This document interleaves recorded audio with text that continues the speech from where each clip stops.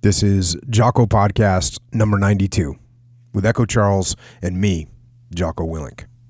Good evening, Echo. Good evening. The concept of finding an IED is relatively simple.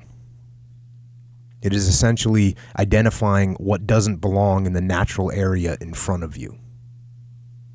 Before one proceeds, however, one must ensure that all of the Marines with them are at a safe distance such that if the searcher unintentionally detonates an IED during his investigation, the Marines he is with will not be harmed. The first step is to take a good look at where you are and where you plan to go. Identify anything that looks out of the ordinary with respect to nature. The world naturally doesn't often have patterns or perfect shapes.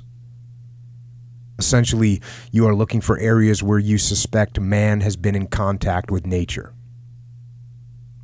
When one patrols in the same area frequently, one can establish a baseline observation for what to look for and what the area looks like normally. Thus, on subsequent visits, it is possible to identify elements that are out of place. The next step is to investigate the route that you have chosen through this danger area. The three main tools used for this investigation are the eyeballs, a metal detector, and a cutting-edge digging device called the human hand. Proceeding slowly in a forward direction, one swings the metal detector in a fashion that covers every square inch of the chosen route. In order to do this, start with the metal detector to one side of the route and move it straight across to the other side, keeping the search head an inch or two above and parallel to the ground. Once it is across, move the detector forward half the length of the search head and swing it in the opposite direction to the original side of the route. This is a process that continues for the entirety of your time moving through the danger area. At some point during your movement along this route, you will want to investigate certain spots that you think may contain an IED. You can be alerted to these spots in multiple ways. From your early assessment before proceeding through the area, newly acquired suspicions as you move through the area, and also from sounds that your metal detector makes. The process of swinging the metal detector back and forth and inching forward is time-consuming. The best of the best are the ones that can optimize safety and keep time spent to a minimum. It is always better, however, to err on the side of caution except in the most extreme of emergencies. The investigation of a suspicious area must proceed with extreme caution. You start by kneeling down, being sure to be well balanced and stable. You must ensure that no gear is going to accidentally fall off or slip out and touch the ground. You reach out with your fingers, and with the gentleness of a butterfly landing on a daisy, move the dirt in front of the front edge of the metal hit. Proceed forward, a nanometer at a time in this fashion, uncovering more dirt over a wider space until you either find the metal that set off the detector or you are satisfied that there is no danger from this particular metal hit. If metal is found, the area must be rechecked to ensure that the metal was found was not a decoy. One may think that the tension during this time is akin to being Tom Cruise dangling inches above a motion sensor floor. But the necessity of having a clear mind and the amount of practice that has gone into this exact process makes it seem second nature and ordinary. After you are satisfied that you have cleared this suspicious area, proceed forward. As you move forward, you are also proofing the lane. That thing, proofing the lane or confirming that it's free from IEDs, is usually done with a special mechanical device, but it is now being done with your feet. And don't forget, as you go forward, to lay down markers for everyone else who comes behind you to follow.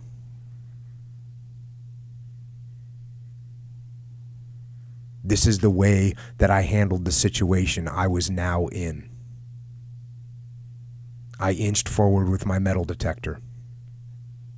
I didn't see anything special about the area. My metal detector was making noises, but nothing large enough that I thought it warranted an investigation. The Marines in our patrol watched and waited as I cleared and proofed the lane.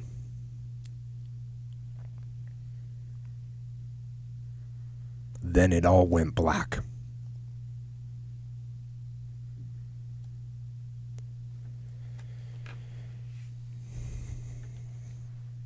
Now, that description is about as good as I have read about the act of searching for IEDs. And I actually never searched for IEDs in that type of method. And of course, in Ramadi, everyone was always searching for IEDs. You were always looking, you were inspecting. We were suspicious of every pile of rubble, every piece of junk on the road, every off-colored piece of dirt or pavement or concrete or sand. But we were in the city, and there was pedestrian traffic, and most of the IEDs were targeting vehicles, not foot patrols. But whether in a vehicle or on foot, the IED, for the most part, has been the biggest threat and the biggest cause of casualties in our recent wars. And for the enemy, it's a low-risk, high-reward weapon. And for us, it's an evil weapon. It's a cowardly weapon, and it is an effective weapon. It's a weapon that plants itself in your mind. Always there. Waiting. Around that corner. Under that curb, on the other side of that sidewalk. It's waiting. Now, there are those whose job it is to actually interdict that weapon, the IED. It is their job to face that fear up close and personal, day in and day out. You've got EOD, Explosive Ordnance Disposal, is one group that does it. Complete professionals. And the EOD technicians that I deployed with in the SEAL teams were just outstanding in everything that they did, which, by the way, was not only find and disarm IEDs. They also did everything that we did. They cleared rooms and patrolled through the streets and maneuvered in firefights just as the SEALs did. They were awesome. And in addition to EOD, combat engineers in the Army and in the Marine Corps also do mine clearance. And of course, I talk about combat engineers a lot because of the incredible role that they played in the Battle of Ramadi, and the combat engineers were outstanding in their standard job of building combat outposts and building and maintaining the infrastructure of the bases, and they were awesome in that performance under fire. But at some point, the combat engineer's job morphed into mine clearance. And it's because I would suspect, they work with demolitions. So combat engineers do breaches to doors and to walls. They build roads and bridges, and they also clear obstacles from roads and bridges. And so eventually, at some point, this morphed into combat engineers doing IED clearance, both on roads and then out on foot patrols. Now, there's jobs in the world that I wouldn't want to do. And this is one of them. It takes a massive amount of patience. It takes an incredible amount of skill. And it takes an incredible ability to overcome fear. If you're going to actually seek out and touch the very thing that is trying to kill you in order to stop it, that's a job that I didn't want then, and I don't want now, and I am thankful that there was others that stepped up and did that job. And I'm honored to have on the podcast tonight one of those brave men, a Marine Corps combat engineer who served in Iraq and in Afghanistan, and the guy, by the way, who wrote that opening description of what it was like to go out and hunt for IEDs. A guy by the name of Mr. Rob Jones. Rob, welcome to the show. This is an honor for me to be here. I just really appreciate you giving me the opportunity to come on the show. Oh man, trust me, the honor's all ours, 1,000%. You can't even argue with that point. won't let it happen. Give us, just before we jump into your Marine Corps career, just give us a little pre-Marine Corps background on growing up and where that was and what it was like. Can I answer your question about how combat engineers came to find IEDs? Yeah, please do. So when you go to combat engineer school, one of the things they teach you is minefield emplacement and defeat. And to do that, you use mine detectors and metal detectors. So I think that's the main reason that it I wonder at what point, you think that came from World War II? I don't know.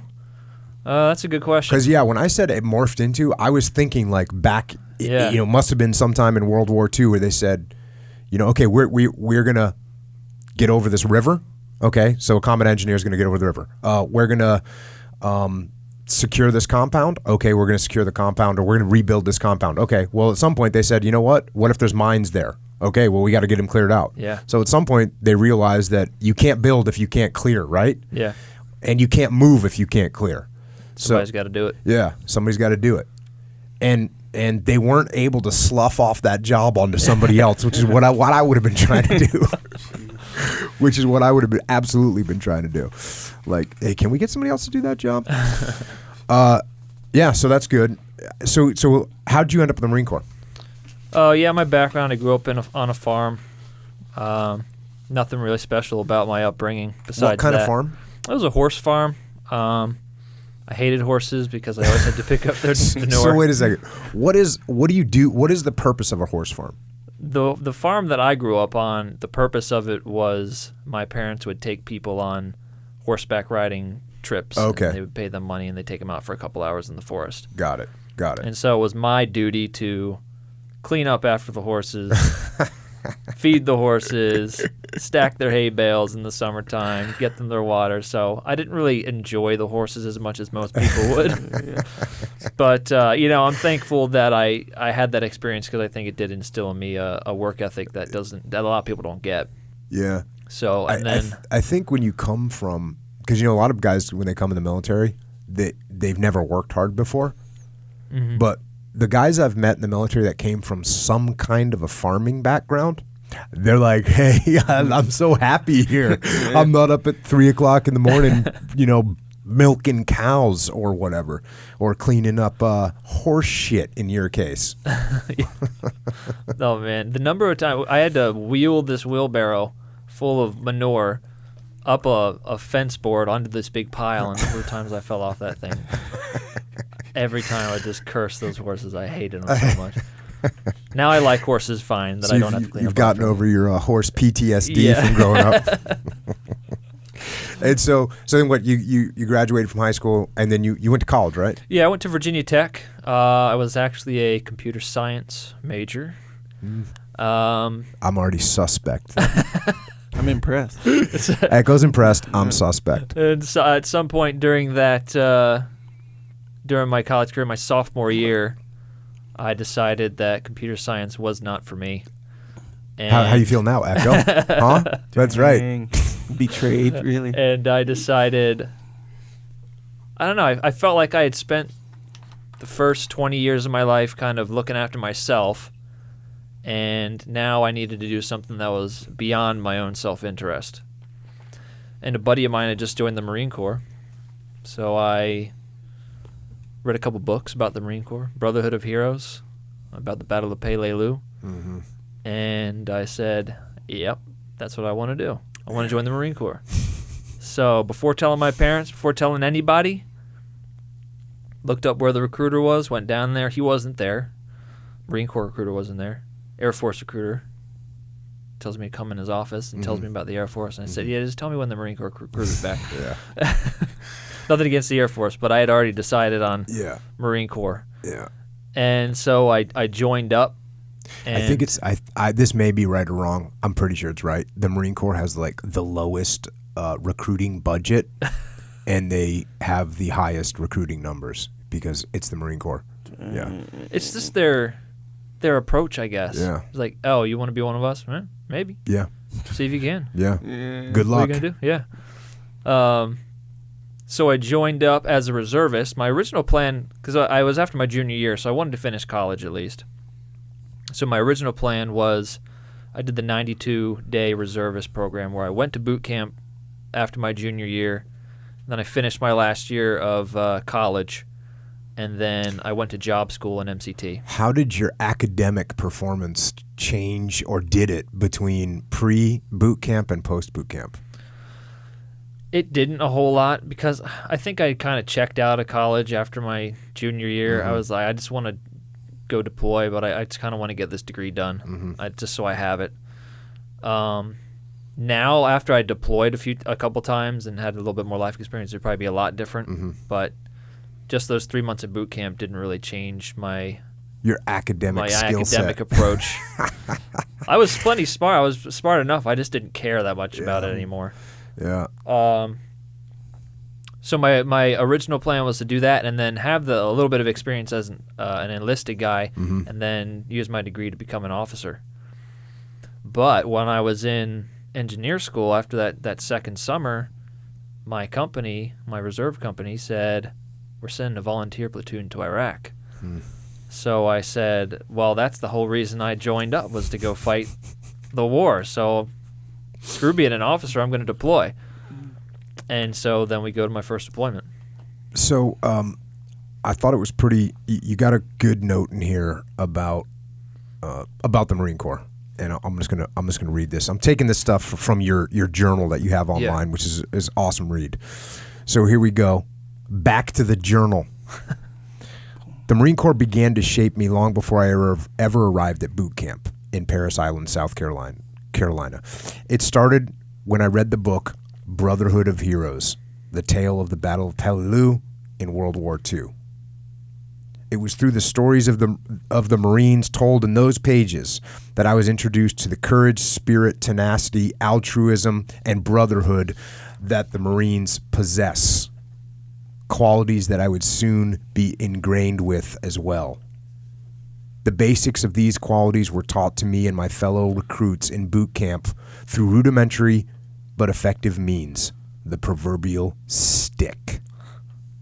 It was through punishment that we were shown what it meant to possess the attributes of a Marine. Punishment would come in a variety of modes based on the same concept: countless push-ups, sit-ups, sprinting, carrying, and of course, screaming. The drill instructors would use any excuse, not that they needed one, to inflict pain upon us. Not being loud enough, looking in the wrong place, imperfection in uniform, dirty squad bay, and not moving fast enough for their inspections, to name a few. The reality of the situation was that we were never loud enough, always looking in the wrong place, never had perfect uniforms, the squad bay was always too dirty, and we were simply too slow. The idea wasn't simply to pointlessly inflict pain, but to teach lessons using the pain as the instructor. It was to force us to make ourselves better so the whole platoon as a whole would be better. The idea was to form a brotherhood through shared suffering and shared dependence. It was to teach us to keep fighting the pain so that the platoon as a whole could stop being punished. The point was that once we reached perfection, the requirements changed so that we were forced to constantly reach for it, thus forcing us to become better than we ever knew we could be. This is how the Marine Corps takes hunks of iron and turns them into jewel steel.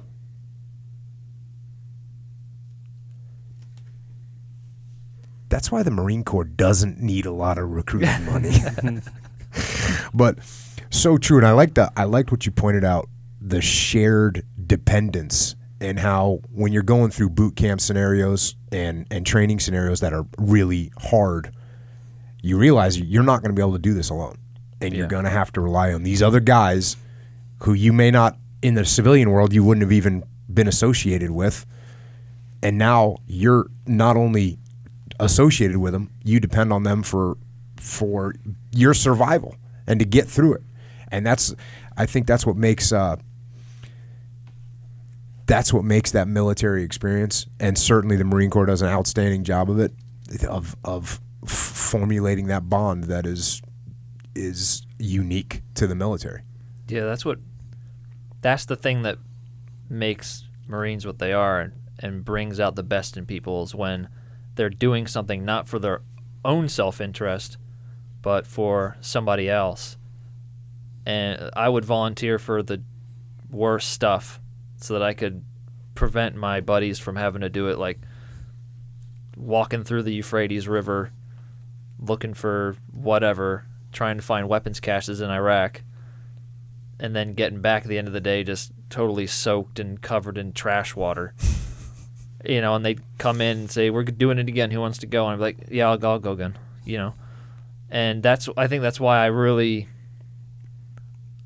I kind of enjoyed the combat engineer role too, because I'm going out there protecting people, protecting my buddies, protecting other Marines, and taking the risk on me. And I mean, that's what being a Marine is all about. Anybody else would have done it too. Yeah. And so you go your first deployment to Iraq, and what was that deployment like? Where'd you go? Habbaniyah. Over in Hobby. And what? Yeah. So this is 2008? So 2008. So things are pretty mellow at 2008. Yeah. Iraq had kind of slowed down at that point. Wasn't much going on. We had one tiny little incident where we were on a convoy and some guy on his roof fired maybe 3 AK rounds and then ran away. And it was still, nothing. But that was in like the first couple weeks. So I was like, right, I didn't miss it. Hey, what was your response to the 3 rounds from an AK-47? I continued sitting in the back of the 7-ton. Did like an 18-year-old Lance Corporal unload with 700 rounds of 50 cal or no? It was a long convoy, so it was way up there, and I was like, "Oh, I gotta get out! Like, I gotta get up there!" But it was over before it even started. Did anyone shoot? Did they shoot back? Did they return fire at him? No, I don't think so. Yeah. I mean, he did one of those things where he raised over his hands and then left. And by the time anybody was able to figure out where he was gone. So that was in the first couple weeks. So it was, kind of off to a good start. And then, nothing else happened really. So what were you guys doing during that deployment? I guess it was kind of the build portion of the strategy at that point. We were helping the local population build up their cities. We were helping to build Iraqi police stations. But what I spent most of my time doing was when we would go out and find buried weapons caches. So just these old stores of RPGs and stuff that the Al-Qaeda used to be using. Right. But they just left there. And then so the local population or somebody would give us a tip. Right. And we would go out to this big field and they'd say, yeah, supposedly somewhere in here there's a weapons cache. So we'd take out our metal detectors and sweep every square inch of that field or hill or wherever we were, tree line, and until we either determine there was nothing, or we would find it and we'd dig it up and stack it, and then EOD would come and blow it up. And were you attached to a combat engineer platoon, or were you attached to an infantry platoon? Yeah, so the way it works for the what we call division side engineers, like combat engineer battalion, is one combat engineer platoon is attached to an infantry battalion, and then you kind of break it down. So one squad of that platoon goes with each company. Got it. And then one team goes with the platoon. So you kind of help that platoon out. You're just pretty much attached to them the entire time. So when you guys would be doing these clearances of let's say a big field, it would be a platoon, a Marine Corps platoon, and you would be doing all the sweeping? Yeah, so it would be a Marine Corps platoon or a squad. It would usually be a squad. Okay, so it's in a little bit smaller. So a squad would we'd go out on a squad patrol out there. They would set up security on the area, and they would just wait. Yeah. And then you'd be me and one other guy, and we would sweep. And sometimes we would have one of the infantry guys have a e-tool, and we'd dig there, and then you would dig, and nothing would happen. And then when you would find caches, would you guys blow them in place, or would you recover it? I guess it would depend. We would take pictures of what we found, so we could write the report when we got back. And if it was out in the middle of nowhere, a lot of the times they would blow it in place. We have to wait for EOD. They wouldn't let us do it.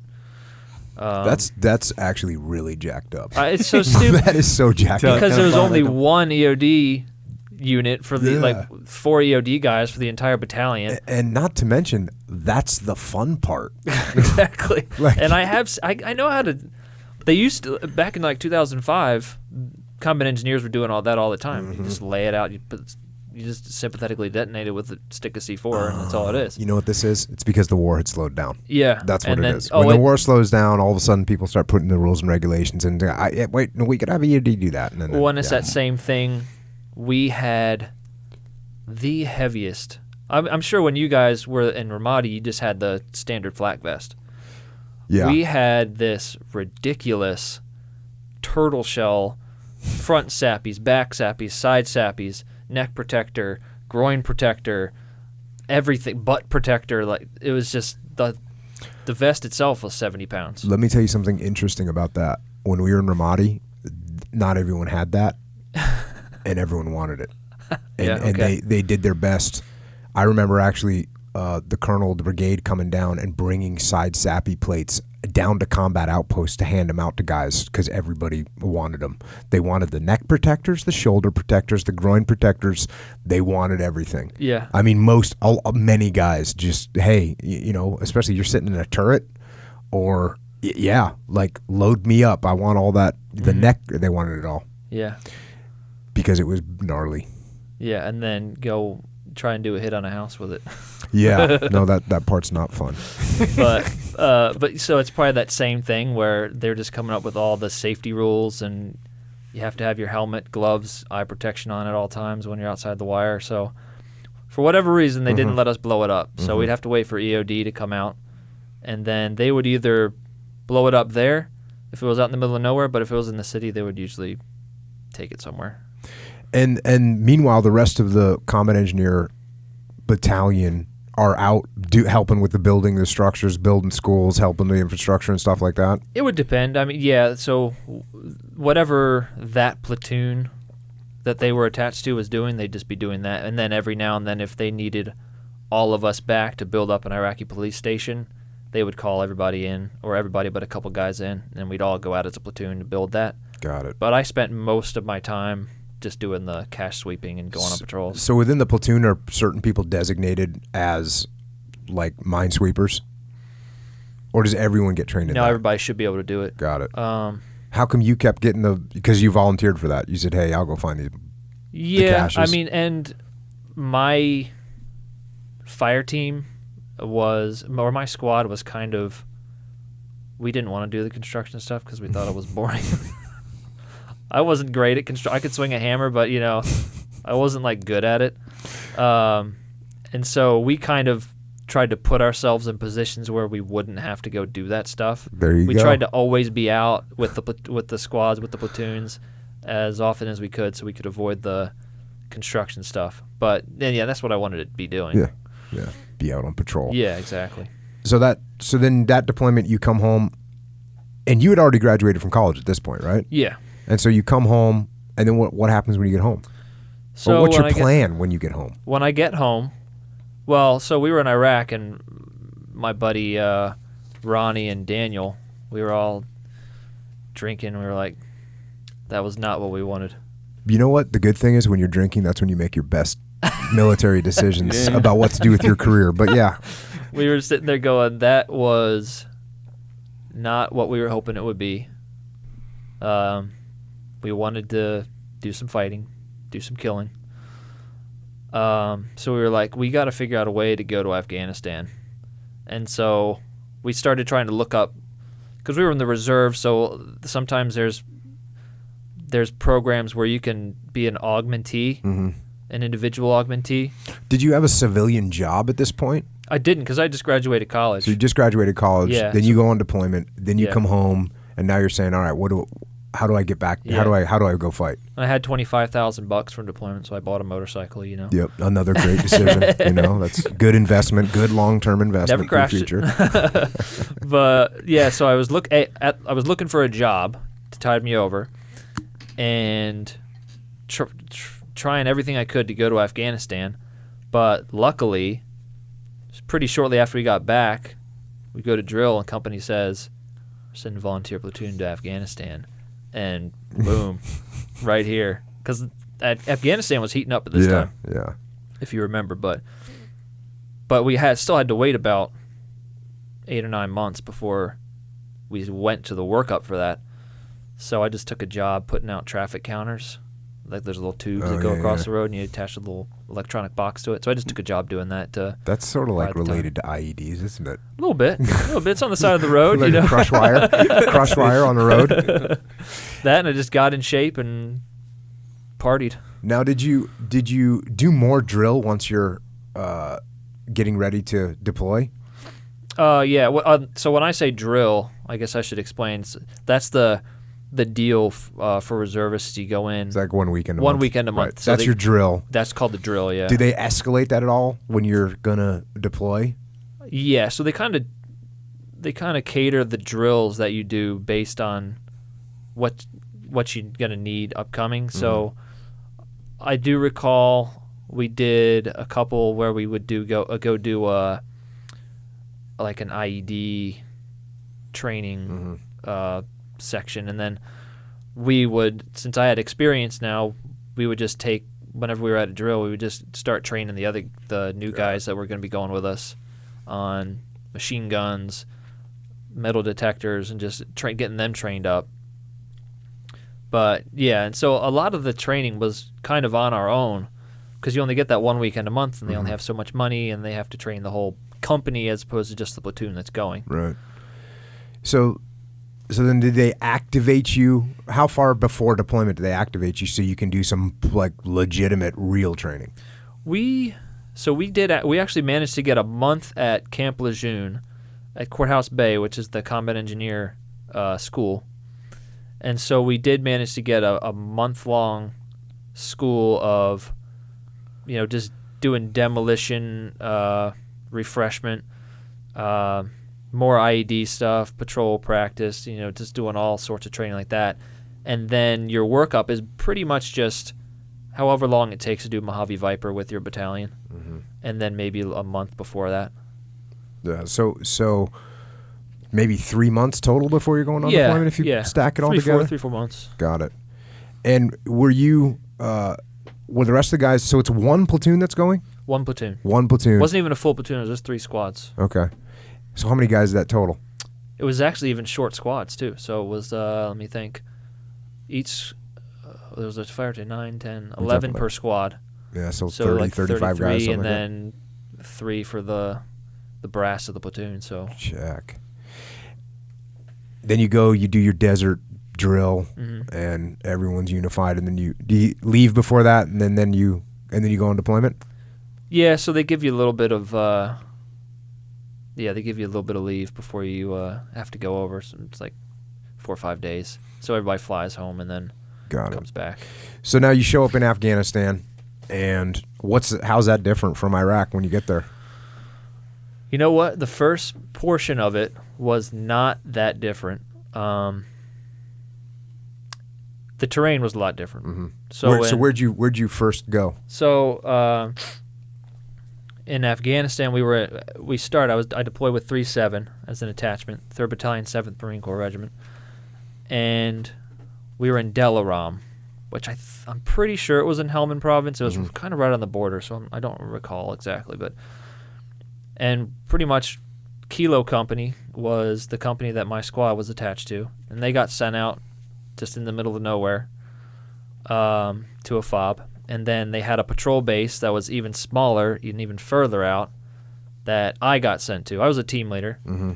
And so usually you would have one team in the one spot and one team in the other spot. But since we were kind of short on guys, it was pretty much I was the only engineer for that platoon. Mm-hmm.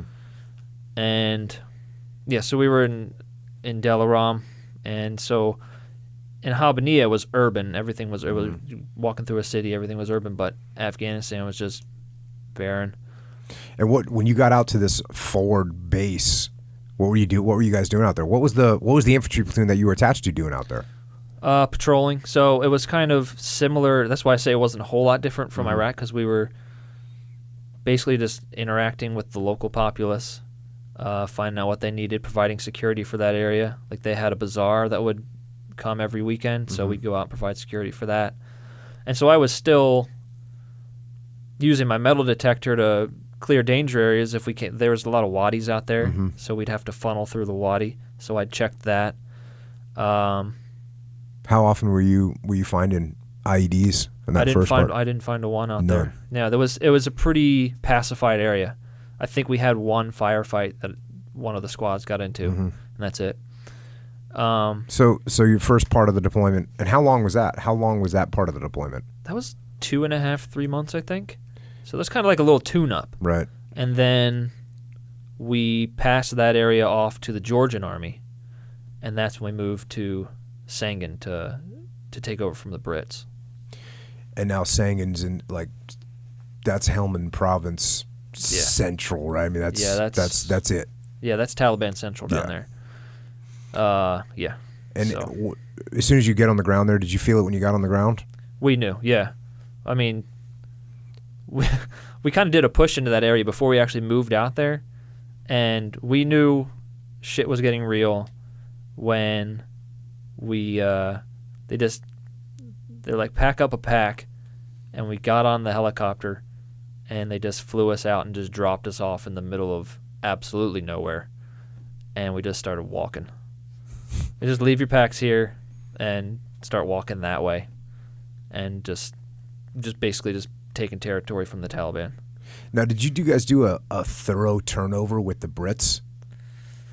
I wasn't a part of that, but not really. I mean, we pretty much came into FOB Inkerman, and were there for a day and a half, and the Brits were gone.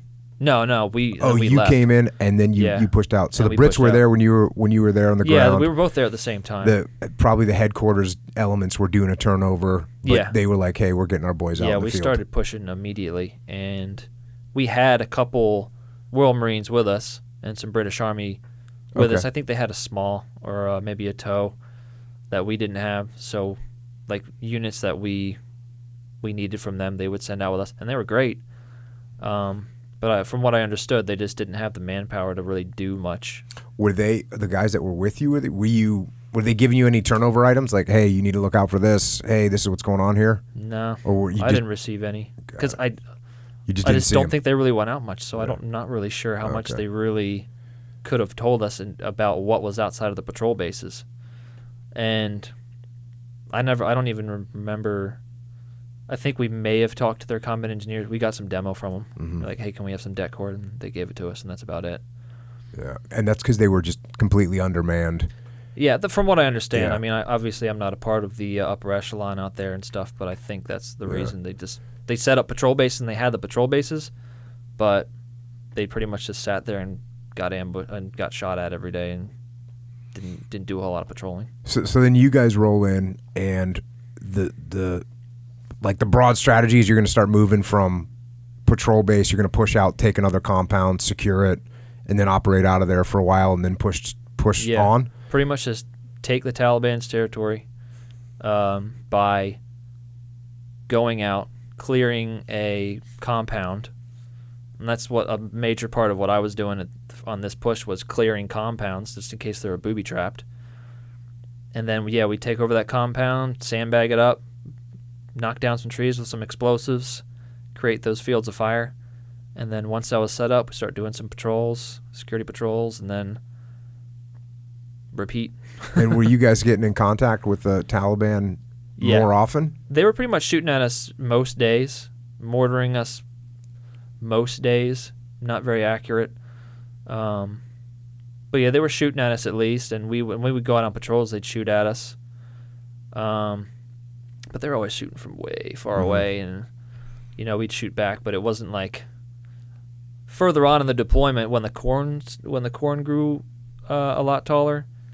I wasn't there for it because I had gotten hurt by them, but that was when they were like, people were shooting at each other in the cornfield like 5 feet away. Mm-hmm. So, but while you were there, it was more distant, really far distant contact. Yeah. Were you guys taking any casualties? I think not tons. I mean, obviously every one is a major sacrifice, but there was one sniper that got killed on the initial push on Musa Kala before we even got to Sangin. And besides that, I don't remember. Oh, my buddy Ronnie got hit in the face with a piece of RPG. He didn't go home. He just had to go get it taken care of. So minor stuff like that. But yeah, that minor stuff only happens when stuff is going on. Though. Yeah, exactly. So, and by the way, that little piece of shrapnel, that thing can kill you just as easily as a full piece of shrapnel. It went in his eye. Yeah, exactly. But I would say so you're like now every patrol that you guys are going out is like, hey, now how often are you finding IEDs at this point? Not tons. Trying to think. And every now and then, not very often. Yeah. I mean, because I think the area that we were in initially was still pretty close to the main fob. Mm-hmm. And then as you went out, there would be just fields of them. And the way that we were getting out to the patrol bases, where we were using Mikliks, and so that was mitigating a lot of the searching that we would have had to do. So in that initial area, we weren't finding tons, just every now and then. And I don't know if this is right or not, but the closer you get to a fob, you have security on the fob. You have guys that are looking out, so it's hard for someone to come in and dig out and put an IED in the ground. So you got some level of security around the fobs most of the time. Yeah. Obviously, there could be something there pre-existing. And day-to-day life. Are you guys on MREs? Are you guys getting chow, or what's going on day-to-day life? Oh man, I wish we had MREs. So at some point during the deployment, we started on MREs, and I like MREs. I think they were good. You're sick. Next. I used to like MREs when I was like 22, and then I OD'd on them. Man, I didn't mind them too much, but then when we started doing these pushes, we got these things called first strike rations, like the new MRE. But here's the problem with these first strike. They were awesome when we first got on the first week. They were awesome. But the Marine Corps only decided it would be good to buy 3 different meals. And kind of at the same time, we had outrun our water supply. Oof. So we were just stopping off at wells, and guess what? Nobody had any kind of purifying stuff. Damn. So we were just drinking well water, and obviously what you would expect to happen happened. Everybody was getting sick, just diarrhea, vomiting.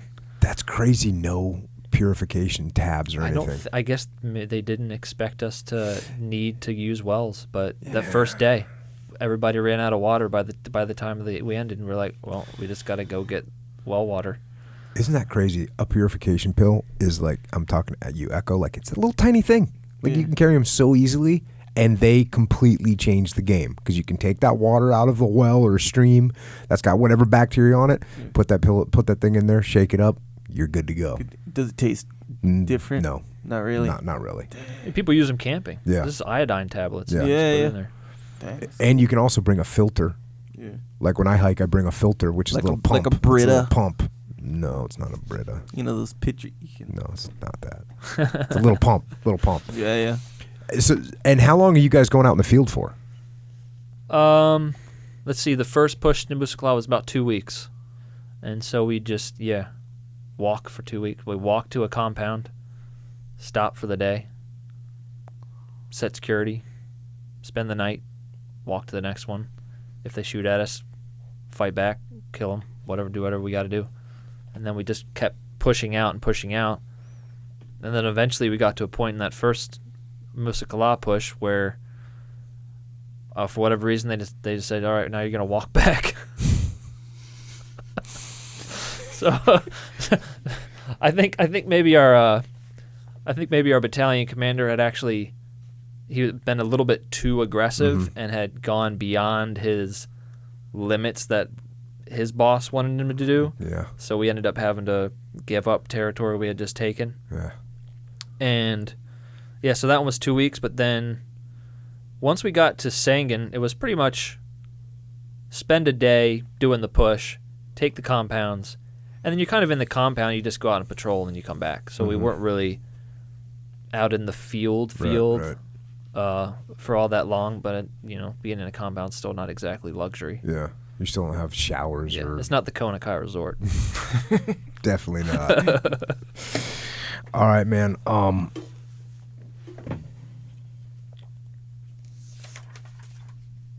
going to go to your journal here because obviously on one of these patrols, you got hit. Mm-hmm. And here's what you wrote about it.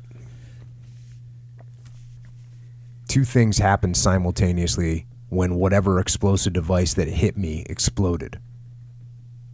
First, the shock wave cut through my toes, severing them. It didn't slow as it cut through my shins, severing them next. It sent dirt, grit, and shrapnel upward into my legs, buttocks, and any other part of my body that was exposed. Next, it launched me a few feet into the air and deposited me onto the ground, unconscious. Blood was pouring out of the newly opened arteries and into the dirt. Muscle and bone dangled from the remnants of my legs. Vicious bacteria latched on and invaded through the new openings. The dust rose and settled, and I woke up. The first 10 seconds after waking up, all I could hear were my own screams. All I could see was a blurry tunnel looking up to the sky. The weird thing about the screams was that my brain wasn't telling my body to produce them. It was almost as if my mind was no longer present and my body was just reacting, or more like panicking. They were the kind of screams that are emitted from a person regardless of the consideration of the personal pride that the person has. No matter how much their pride makes them resist crying out, they don't have a choice in the matter. They inhale 2 lungfuls of air, open their mouth as wide as it will go, and expel that air with full force, producing a scream that pierces the air and changes pitch with no control. As seconds clicked away, my mind started to come back online, and my body calmed down. I stopped screaming, and my other senses returned. I smelled dust and the unique chemical smell of a recent explosion. I tasted it on my tongue and in my throat. After that, my feeling came back. It wasn't so much pain as one would imagine it, but more like my lower legs had fallen asleep for so long that it hurt. Except magnified by 50 times. I knew that they were gone, but how much? I had decided before I left on this deployment that I could live with below-the-knee amputations, but anything higher than that, no thanks. I'd rather bleed out. I could hear Keith Johnson telling me that they were coming for me, and soon he and Shane Otwell were over me applying tourniquets to the bleeding stumps that used to be legs. I mustered up the courage to look at my hands. Intact. I moved them downward to check on something vastly more important. The numbness I felt down there left me unsure of its status. "Just kill me," I croaked out. They ignored me, of course, and kept telling me how everything was going to be okay. They were holding my hands as the corpsman knelt over me and delivered the sweet, sweet morphine that made it all better. "Kill me, man," I said again. "I don't want to live like this. I think my dick is gone." "Your dick is still there, man. Do you want me to touch it?" Johnson asked. I chuckled with relief as I replied, "No." I asked whether the legs were gone above or below the knee. I was reassured to hear that both were a few inches below. By this time I was high from the morphine and was saying everything that crossed my mind. As the corpsman continued to work and we waited for the 10-line Casevac to be called in, I thought about all the things I wouldn't be doing anymore. I thought about playing racquetball. I thought about working out in the gym. I thought about being in a wheelchair for the next 50 years. I never thought about how I was bleeding profusely from 2 major arteries and could die. I never once thought I would die, which may seem unusual for a person in my position. Naturally optimistic, I suppose. Although it is hard to claim that I was being optimistic considering I wanted to cash out permanently. In my defense, I had no idea what life was like as an amputee, and if I had back then, I wouldn't have made that request. Either way, I'm glad I stuck around. Around this time, I decided to sit up and take a look at the damage.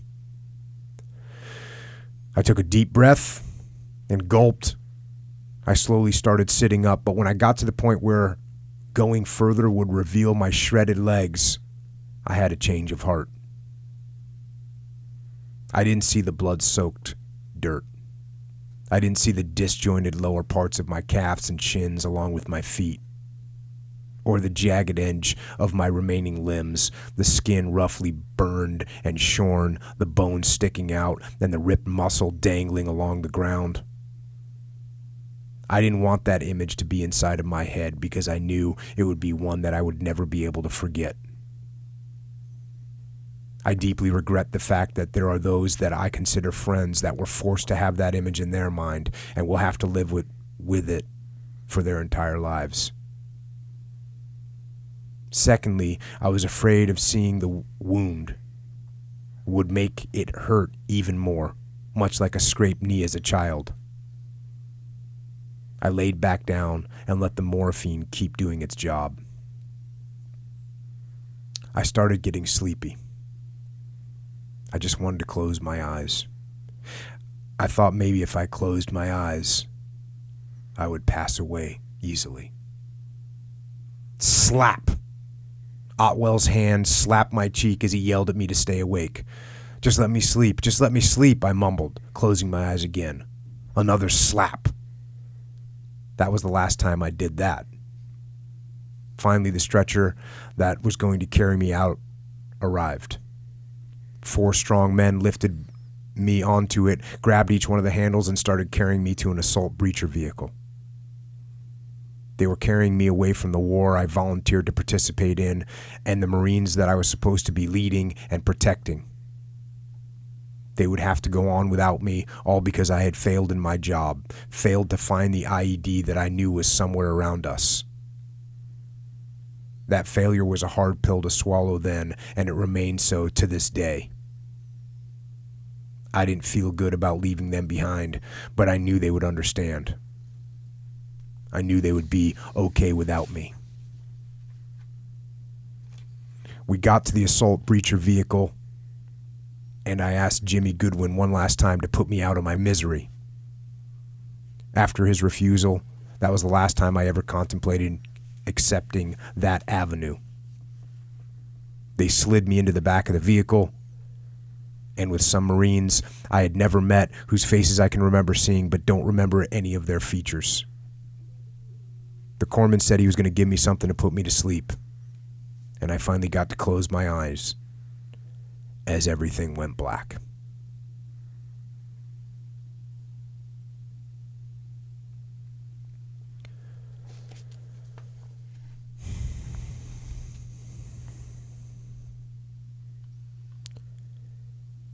You're pretty clear about what happened. I remember it pretty lucidly, surprisingly. Yeah. I don't know. Yeah, I think I was unconscious for maybe 20 seconds, I would estimate, because they hadn't gotten to me by the time I woke up, and I don't think they would have spent a whole lot of time. Yeah. I think one of my guys might have cleared over to me, but I don't know. Kind of wish I had thought of something better to say, like "They got me, boys," something like. Lesson learned. Preload a really cool cinematic moment. Yeah. And script. Yeah. To go with. Just in case. At the critical point. Oh man, no! But I wish I would have thought of something better than my dick's still there. Makes sense, though. Oh, and yeah, Totally that's makes sense. vastly more important, like I said. yeah, something vastly more important. But the interesting thing about, they said I was below the knee, and so a lot of the times what happens, you might be below the knee at site of injury, but like I said, infection, that dirt over there is nasty. We're not used to their bacteria. It'll get in there, it'll infect, and they have to end up chopping you off higher to save your life because of the infection is just uncontrollable. And also, if they don't have viable tissue, bones, and muscles that they can sculpt in such a way that you can put a prosthetic on there, they'll just cut you off where at the next, viable spot would be. Right. And there's got to be like, you had to have known, or you know this is a possibility, right? When you're over there, how much did you think about that possibility? It's probably the same thing as when you were going through Amati. I mean, everybody knows you could die, you could get killed. Yeah. But it's not going to be me. Yeah. It's probably not going to happen. Yeah. But you kind of have to do that, don't you? I mean, if I'm sitting there sweeping and I'm thinking, okay, here we go, this could be it, every step, I'm not going to be effective. Yeah, there's got to be, whether people refer to it the way I refer to it, like the idea of detachment, and you're just like not going to think about that. Everybody must be doing that, because otherwise you'd go freaking crazy. Yeah. Like if you were just thinking this next step could be the one, you'd never be able to take a step. Yeah, you couldn't handle it. And you go out there on patrol and you see Marines and soldiers and SEALs. Everyone's doing their job. Yeah. Just completely setting that fear aside and saying, okay, that's a possibility. Cool. I don't have time to worry about that right now. I'm going to get it done. But I made a dark joke before I went to Afghanistan. I did this 5K with a buddy. He said, "Oh, we're going to do it again when we get back from when you get back from Afghanistan." And I was like, "Yeah, except you're going to be pulling me in a rickshaw because I'm going to have both my legs blown off." He has yet to pull me in the rickshaw, but that's not funny. I mean, talk about fate or whatever. I don't know what Yeah. No, I don't know. That's Strange. fader. That's just bad humor. I Yeah, think that's that's what just- we call that. But you know what? That is a way you deal with these things, right? Oh, yeah. I mean, like, hey, what we were kind of talking about in the car over here, just like sick humor that you end up with in the military, because you have to take that thought, which is in your head, like it's got to be in your head. So what are you going to do with it? Are you going to let it like burden you down and make you inoperable and make you not be able to do your job? Or are you going to, you know what? We're going to make a joke about it. Yeah. And that's how we're going to get through this. So more than anything else, it's actually great. I shouldn't have said bad humor. I should have said great humor, because that's the kind of humor that we'd hear that all the time. Yeah. You know, all the time from guys. From my SEALs were ridiculous. My guys are just, I mean, the sickest sense of humor you could imagine. But yeah, the same thing with the soldiers. And there's no barrier. Like, there's no barrier for that sick sense of humor when you're in the military. It's just like there. And you're allowed pretty much to say it across services. You know, you can make a joke to a Marine or an Army soldier about something, and they're not going to be offended by it.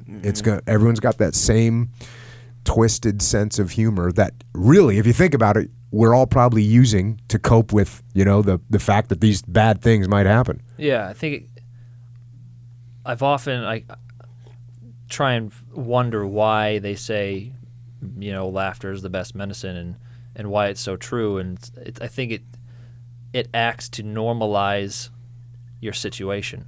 So, you know how if you're about to try and deadlift like 1,000 pounds, probably for you, something like that. Sure. 8,000. If you're trying to deadlift 8,000 pounds and you're sitting there going, there's no way I'm going to deadlift this 8,000 pounds. You're going to go up to it and it's going to stick to the ground. And it's that self-predetermination. Right. And so if you're sitting there, let's say after I got hurt, and I'm sitting there going, this is the worst thing to ever happen. This sucks. I hate this. It's so serious. It's such a big deal. Then, yeah, it becomes the worst thing to ever happen. And I just kind of get into that groove. But if you can make a joke about it, it kind of makes fun of it, so it's not as serious. Mm-hmm. And so when something's not as serious or not as big a deal, or you make fun of something, it kind of becomes normal to you and a little bit easier to accept. Like if I saw my drill instructor crack a smile at any point, if he even like did just anything like that, then they automatically lose their persona. Yeah. So if and you can tell sometimes they were getting ready to crack a smile and they'd be like, and they just walk off. Yeah, they'd have to just walk away. So I think that's probably why you have to maintain your humor in order to survive. You really do. Yeah, no doubt about that. That's awesome. Going back to your journal here, it took me 5 days to make it from dusty, uncomfortable blast crater in Afghanistan to a sterile, uncomfortable hospital bed in the ICU at the National Naval Medical Center in Bethesda, Maryland. Luckily for me, I was much too high on, what's that, Dilaudid? Dilaudid. Yeah. To notice the bed or the trip. My amputations had started out below the knee, but somewhere during the 3 hospital stops along the way, the need rose for the remaining portions below my knees to be taken off. A lot of the time, this is due to infections that are picked up from the dirt in Afghanistan, or maybe there wasn't much that existed below the knees to make keeping them viable. On the bright side, however, the stumps that were remaining were of a significant length for an above-knee amputation. I was left with the entire femur on my left leg and only a few inches shy on my right leg. I found it funny that throughout my entire hospital stay, the remainder of my legs were always referred to as stumps by the medical staff. I had expected a more elegant term, considering the fact that this was a hospital. At the same time, however, I enjoyed the casual nature of the word stump and even considered naming them at one point. Later, when perusing my medical records, I found the elegant term I had been looking for, residual limb. Along with the major injuries I sustained, I also had a few minor injuries. I use the term minor loosely here, seeing as how these minor injuries would be considered major if they weren't sustained in tandem with the severing of one's lower legs. Starting from the lower portions first, I lost a portion of the muscles making up the inner part of my right thigh. In order to close that wound, I would require a skin graft taken from the skin of my left thigh. My buttocks sustained several large wounds from shrapnel, some close to the sphincter, but mostly in the more meaty parts. That was okay, though. I have always had an extra butt muscle to go around. The close proximity of these wounds to the working parts of the digestive system resulted in the doctors diverting my intestines to a colostomy bag that came through my abdominal area. The reason for doing this wasn't because of any damage to the intestines, but because the doctors wanted to make sure that the large wounds on my butt didn't get infected. As for upper body injuries, I had some minor burns to my hands and 2 totally perforated eardrums. The hands would heal and my eardrums would be replaced with cartilage. I consider myself extremely lucky that I still have all 10 fingers in perfect working condition, my eyes, and most significantly, a brain that made it through the blast with only a grade 3 concussion and no residual traumatic brain injuries. While I may face hardships and have some sort of discomfort constantly throughout the day as a result of wearing prosthetics, at least it doesn't hurt. I don't have constant pain. Constant pain is a much more harrowing plight than mine, and I can't imagine how hard it is to withstand. I spent my first week at Bethesda in the intensive care unit. I had a tube down my throat, 1 tube going into my arm, a breathing tube in my nose, a catheter, pads monitoring my heart rate, an epidural in my lower spine, and a wire for my pain button. Both my hands were wrapped in gauze for my burns. My legs were also wrapped in gauze, along with having wound vac machines attached them to suck out excess fluids leaking from my wounds. My rear end had a pad of gauze for the wounds there. The incision down the center of my abs used for my colostomy had been stapled back together, and the bottom parts of my stumps where the skin was reconnected were stitched together.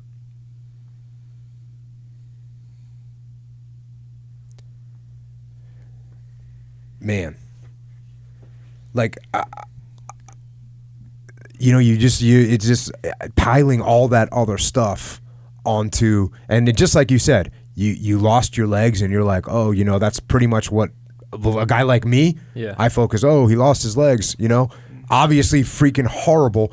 And then a guy like me, I'm not thinking about all these other injuries that you're sustaining and all the medical things that have to happen to get that stuff straightened out. Yeah, I mean, any one of those, just like if it happened to one of us right now, any one of those would be major. But they're just pretty much nothing compared to the actual major thing that happened. God. And you're just, so are you just drugged up at this point?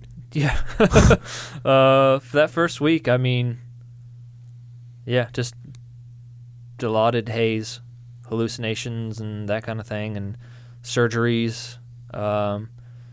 I would hallucinate nasty things like being hit by a mortar and seeing my legs splattered. For whatever reason, my mom was there.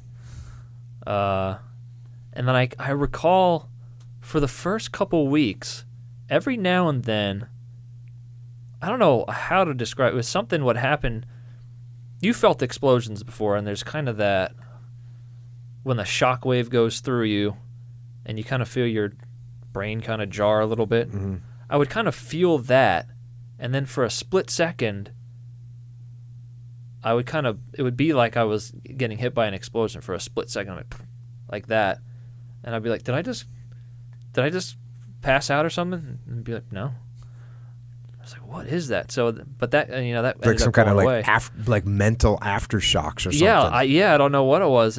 I asked the doctors about it. They said, well, I don't know what that is, but luckily it went away. And after, maybe it had something to do with the drugs. I don't know, but yeah, but eventually you get used to that. Your body kind of gets adapted to it, and you get your senses back. And it's hard to look at a computer screen for the first couple weeks still, but eventually I would see ants crawling on me. But yeah, so eventually all that kind of goes away and you're just stuck with your little button for pain. I remember you can only they'll only let you hit it every 3, 4, or 5 minutes or something like that. And they would come in during the first little bit and they would say, you can only hit that thing like 12 times in a minute, right? I said, yeah. And then they say, well, you hit it about 110 times in the last hour. And I'm like, well, I'd be kind of like falling asleep and then I'd hit it and be like, oh, make sure I got that hit. So I just hit it again. And so, yeah. And then, but eventually kind of get used to it and then pain starts to go away. I'm sitting here thinking about, like, I've been hospitalized a couple times for a couple different surgeries, and what a complete pussy I was, and they're like, oh, this hurts, and I this is to, repair something. Like, I had a hernia operation, right. I had a neck surgery. Like, these are planned operations. Yeah. The openings in my body were made by a highly skilled surgeon, and I'm in there like, oh, this sucks so bad. And I mean, like what you have is like 1,000 times worse.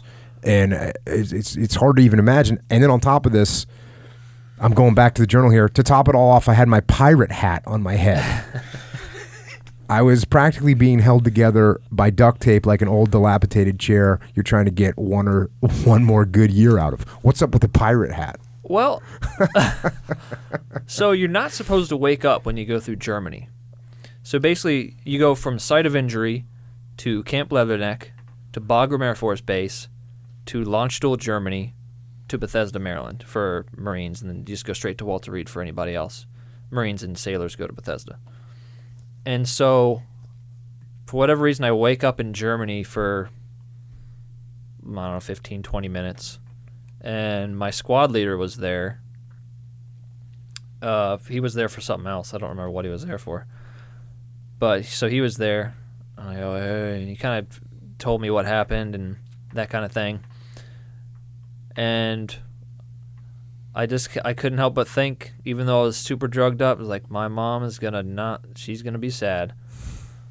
And so all I could think of, I'm always trying to crack a joke or whatever, so I was like, see if you can find a funny hat for me to wear when and he couldn't find one. Right, they're not going to have funny hats in a hospital. It's a serious place. So he went and looked, I guess. Maybe he just went outside the room. I couldn't find one. He didn't go to the funny hat store. Bagram has a lot of things, or Germany has a lot of things, but maybe not a funny hat store. So couldn't find one. I get to Bethesda, and when you get to the hospital, they pick you up from wherever they fly you into in these big, like basically semi-tractor trailer ambulances, and they alert the hospital, we're coming, we're going to be there at 2 p.m. and all the doctors come down and they rush you in and do what you need to do.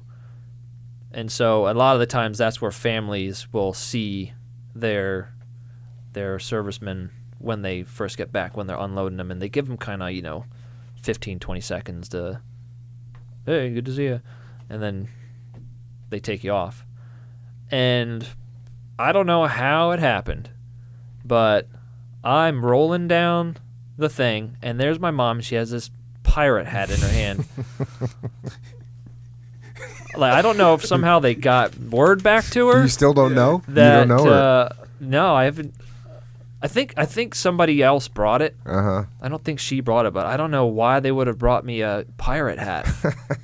Unless somebody had found out that I had asked for a stupid hat or something. Because I've never been known to wear, pirate hats or stupid hats before. So there's my mom with a stupid hat. And then, so it kind of became a theme. Like, people would bring me a stupid hat when they came and visited me. So I had a big bag of them eventually. But so, I guess what happened, I hope it kind of helped ease the pain a little bit for my mom in that initial meeting, maybe a little bit, but I don't know.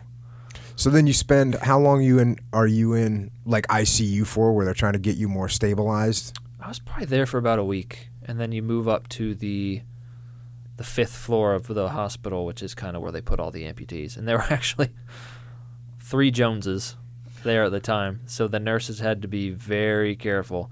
And on top of that, I'm Jones RR, first 2 initials. My buddy who got hit maybe an hour before me, his name is Jones DD, and then the 3rd Jones was Jones JJ. Dang. So they had to be on it Yeah. with checking what medications are going to who. Eesh. But yeah, so then you go up to the 5th floor, and that's kind of where you start to become lucid, and that's where physical therapists start to come in, and that's where once you're kind of ready, like you start just lifting a leg 10 times. Just lift your stump 10 times. And you described that in your journal. It was like exhausting for you to do that. And it hurt. And what's making it? Is it because you've been laying there for so long? Is it because it's a movement that you haven't been able to do in a while? I or don't is it just know. all of the above? I would imagine a lot of that stuff down there is just swollen and painful. I think that's probably what it would be. And so, it hurts so bad just to even move it at all. And so they start with that, and then eventually you get in your wheelchair, and it takes about 10 minutes for you to get into your wheelchair, and it takes about 4 people to get you into your wheelchair, because you're just like sliding off, and you're just so sore. But, eventually you get better, and I could, I made a big deal about the first day that I got in my wheelchair by myself. Mm-hmm. And then I would go for little rolls around the floor, and somebody would have to like wheel my little IV pole, and I'd have to hang my catheter bag on I was so scared. I was like, watch that tube. Do not let that tube get caught into anything. And so, yeah, I would just do a few laps around the ward, get out, and then when I was done, I'd go visit my buddy Daniel, because he couldn't get out of bed yet, because he had I don't know why he couldn't get out of bed, but he couldn't get out of bed, so I'd go in his room and hang out for a little while. So then, and then how long is it before you're thinking to yourself, okay, or what makes you start thinking, this is my game plan, this is where I'm going? Like, you see guys that are further along the process, and you say, okay, I see what that guy's doing. Yeah.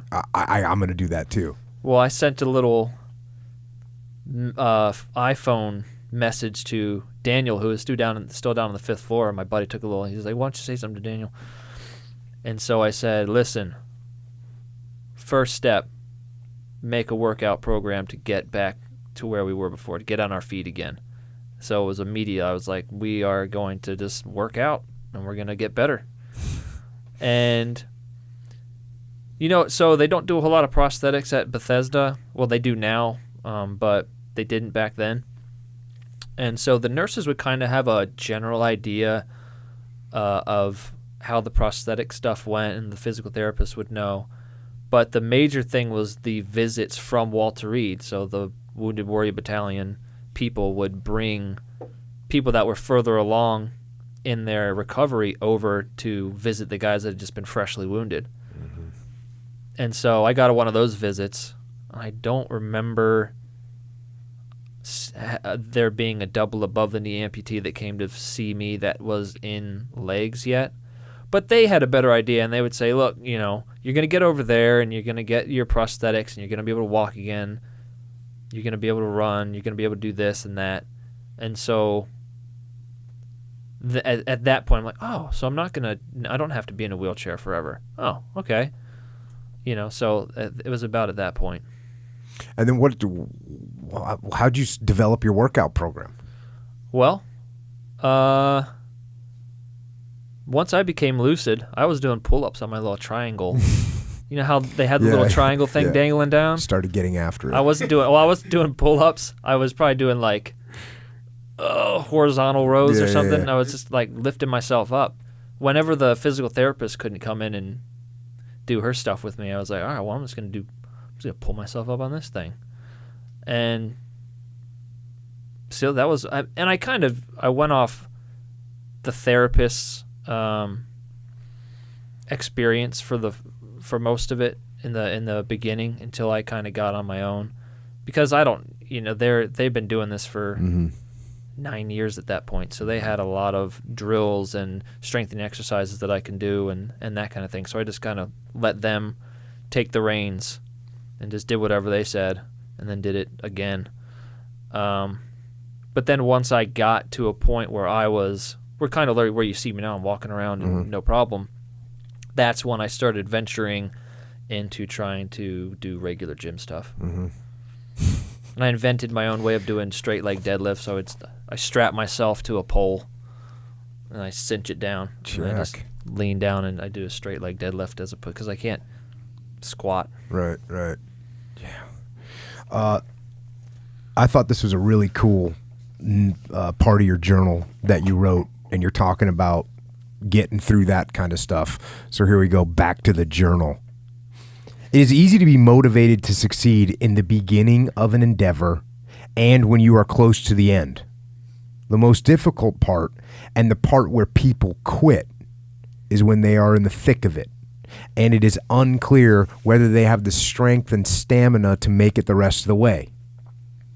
While I never actually doubted my ability to walk again during my recovery, I am certainly subject to the inner monologue rationalizing why it is okay to quit or to not push myself to the goal that I have written down on paper.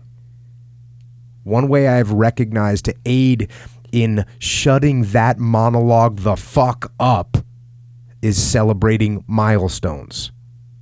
The hardest part of working toward a goal is when we are either making slow progress or negative progress, and having the patience and confidence to know that the improvements we make over the long periods as opposed to the short periods are what matter. Milestones are what remind us that we are making progress, even if it isn't apparent every day. In rowing, I've heard of people that count strokes until the finish line, using sets of 10. Personally, I like to count 250s, 4 making up a race. When I ran the nation's triathlon, I picked points ahead of me to make it to, and when I got there, I'd pick a new point. Anything we can use to keep our minds from succumbing to the monologue will work. Not only in short-term goals, but also in long-term goals like graduating from college or learning to use prosthetics. Great advice for anybody to pay attention to. Now, you mentioned rowing there. So this was no weekend row that you decided to do. This was, you got after it. Yeah. So how'd that come about? So I was looking for that workout program. I knew at this point, hey, I'm alive. I'm going to still try and have the best life possible. And so I'm trying to get back what I lost, so to speak. And I used to like working out and going to the gym, getting after it. And so I'm sitting there going, well, what's another way that I can work out now? And so I started looking up, I forget what I looked up, disabled sports or disabled workout. I Googled something. And Google getting after it. Google getting after it. And so the Paralympics comes up. I'm like, what the heck is the Paralympics? I know the Olympics. I don't know what the Paralympics is. Is that like the Special Olympics? And the answer to that question is no. And so the Paralympics is the Olympics for disabled people, for people with disabilities. It's like, all right, well, I fit into that category. Let's see what sports they got. And I saw they had rowing. I said, well, you know what? I used to hit the rowing machine when I was working out. Mm-hmm. Getting on the Concept 2. Yeah, the Concept 2, doing some sprints on that thing. That was pretty tough. And I want something that's tough. So I was like, you know what? I'm going to look into this rowing thing. And maybe I'll make the Paralympics one day.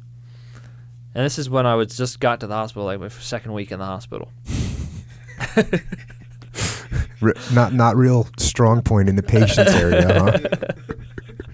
Hey, you got to set yourself a goal right away. Check. You don't have something you're working towards, then you're just, treading water. And so, yeah, and hey, a lot of things fell into place. I probably didn't go out and try and learn to row on the water until the next year. So my main focus at that point was still learning the prosthetics, getting my strength back. But once I kind of got my strength back and I felt like I was ready to move on kind of outside of the therapy angle on it, I looked up places where I could learn to row, and just so happened there was one in DC, and so I went down there and I learned. And I don't want to brag, but the guy said I was a natural, so it's like, well, maybe I can do this. And so I convinced they didn't have a rowing machine in the physical therapy clinic at the time. They had an elliptical, they had all sorts of equipment. They didn't have a rowing machine. So I convinced the clinic, whoever was running the clinic, to get a rowing machine for me so I could row. And then when I was training for the Nations Triathlon, I convinced them to let me bring my bike in and ride my bike in the clinic. So I had my own. I was starting to build my own gym inside the gym, and I convinced them to get a kettlebell for me and stuff. And so I convinced them to let me have that rowing machine. And so a couple times a week I would go down to the water and train on the water. The other times I would just do some sprints on the rowing machine. And then it just kind of kept getting better and better. And this was 2011. So then the Paralympics were 2012. And now, is there like a specific coach that runs the rowing team? There isn't. In some sports there are. There's a head coach that's in charge of everybody and he'll train everybody. But for my category in Paralympic rowing, it's pretty much you find your own coach and you show up at this race, and if you win that race, then you represent America in all their races for that year. Dang. How far is the row? It's 1,000 meters. So what is that? Like it takes you a couple minutes? 3 minutes? So rowing trunk and arms only is my category. So it would take me, my best ever time on the erg was probably like 3:38, I think. And that's like puke level putting out. Yeah, for me. Yeah. Yeah. And then on the water, the best in a double, so two people, my category, you have to have two people in the boat, was just right around 4 minutes. If you could do 4 minutes, then you had a shot at winning. And that's 1,000 meters too? It's 1,000 meters. So you're always going to be a little bit slower on the water. And you say it's 4 minutes, you said? Yeah, about 4 minutes. So it's like a complete gut check. It's equivalent of sprinting like the mile. Yeah. Because you're going 4 minutes, right? Yeah. 4 minute mile. I mean, it's no joke. It's a tough race. And where was the Paralympics that year? The Paralympics were in London in 2012, and so I was just getting ready for that. I was getting ready to retire. I needed something to do too, and just so happened that my coach that at the time knew somebody else, knew this other coach that had a female that was looking for a partner, also a double above the knee amputee. And so my boat class is one guy, one girl. And so we met up, rowed together, looked like we were a pretty good pair. And once I retired, moved down to Florida, started training for the Paralympics. How long did you have to train? So I got out in late December. So let's say call it January 1st. And we had the Paralympic final was September 2nd or September 3rd. Okay, so you had a decent chunk of time to get ready. Good 9 months. Of crushing yourself. Training twice a day, every day, or twice a day, 6 days a week. Take off Sunday, and just sprints, technique, a lot of technique. Mm-hmm. Yeah. Do you have to do the technique in the water? Yeah.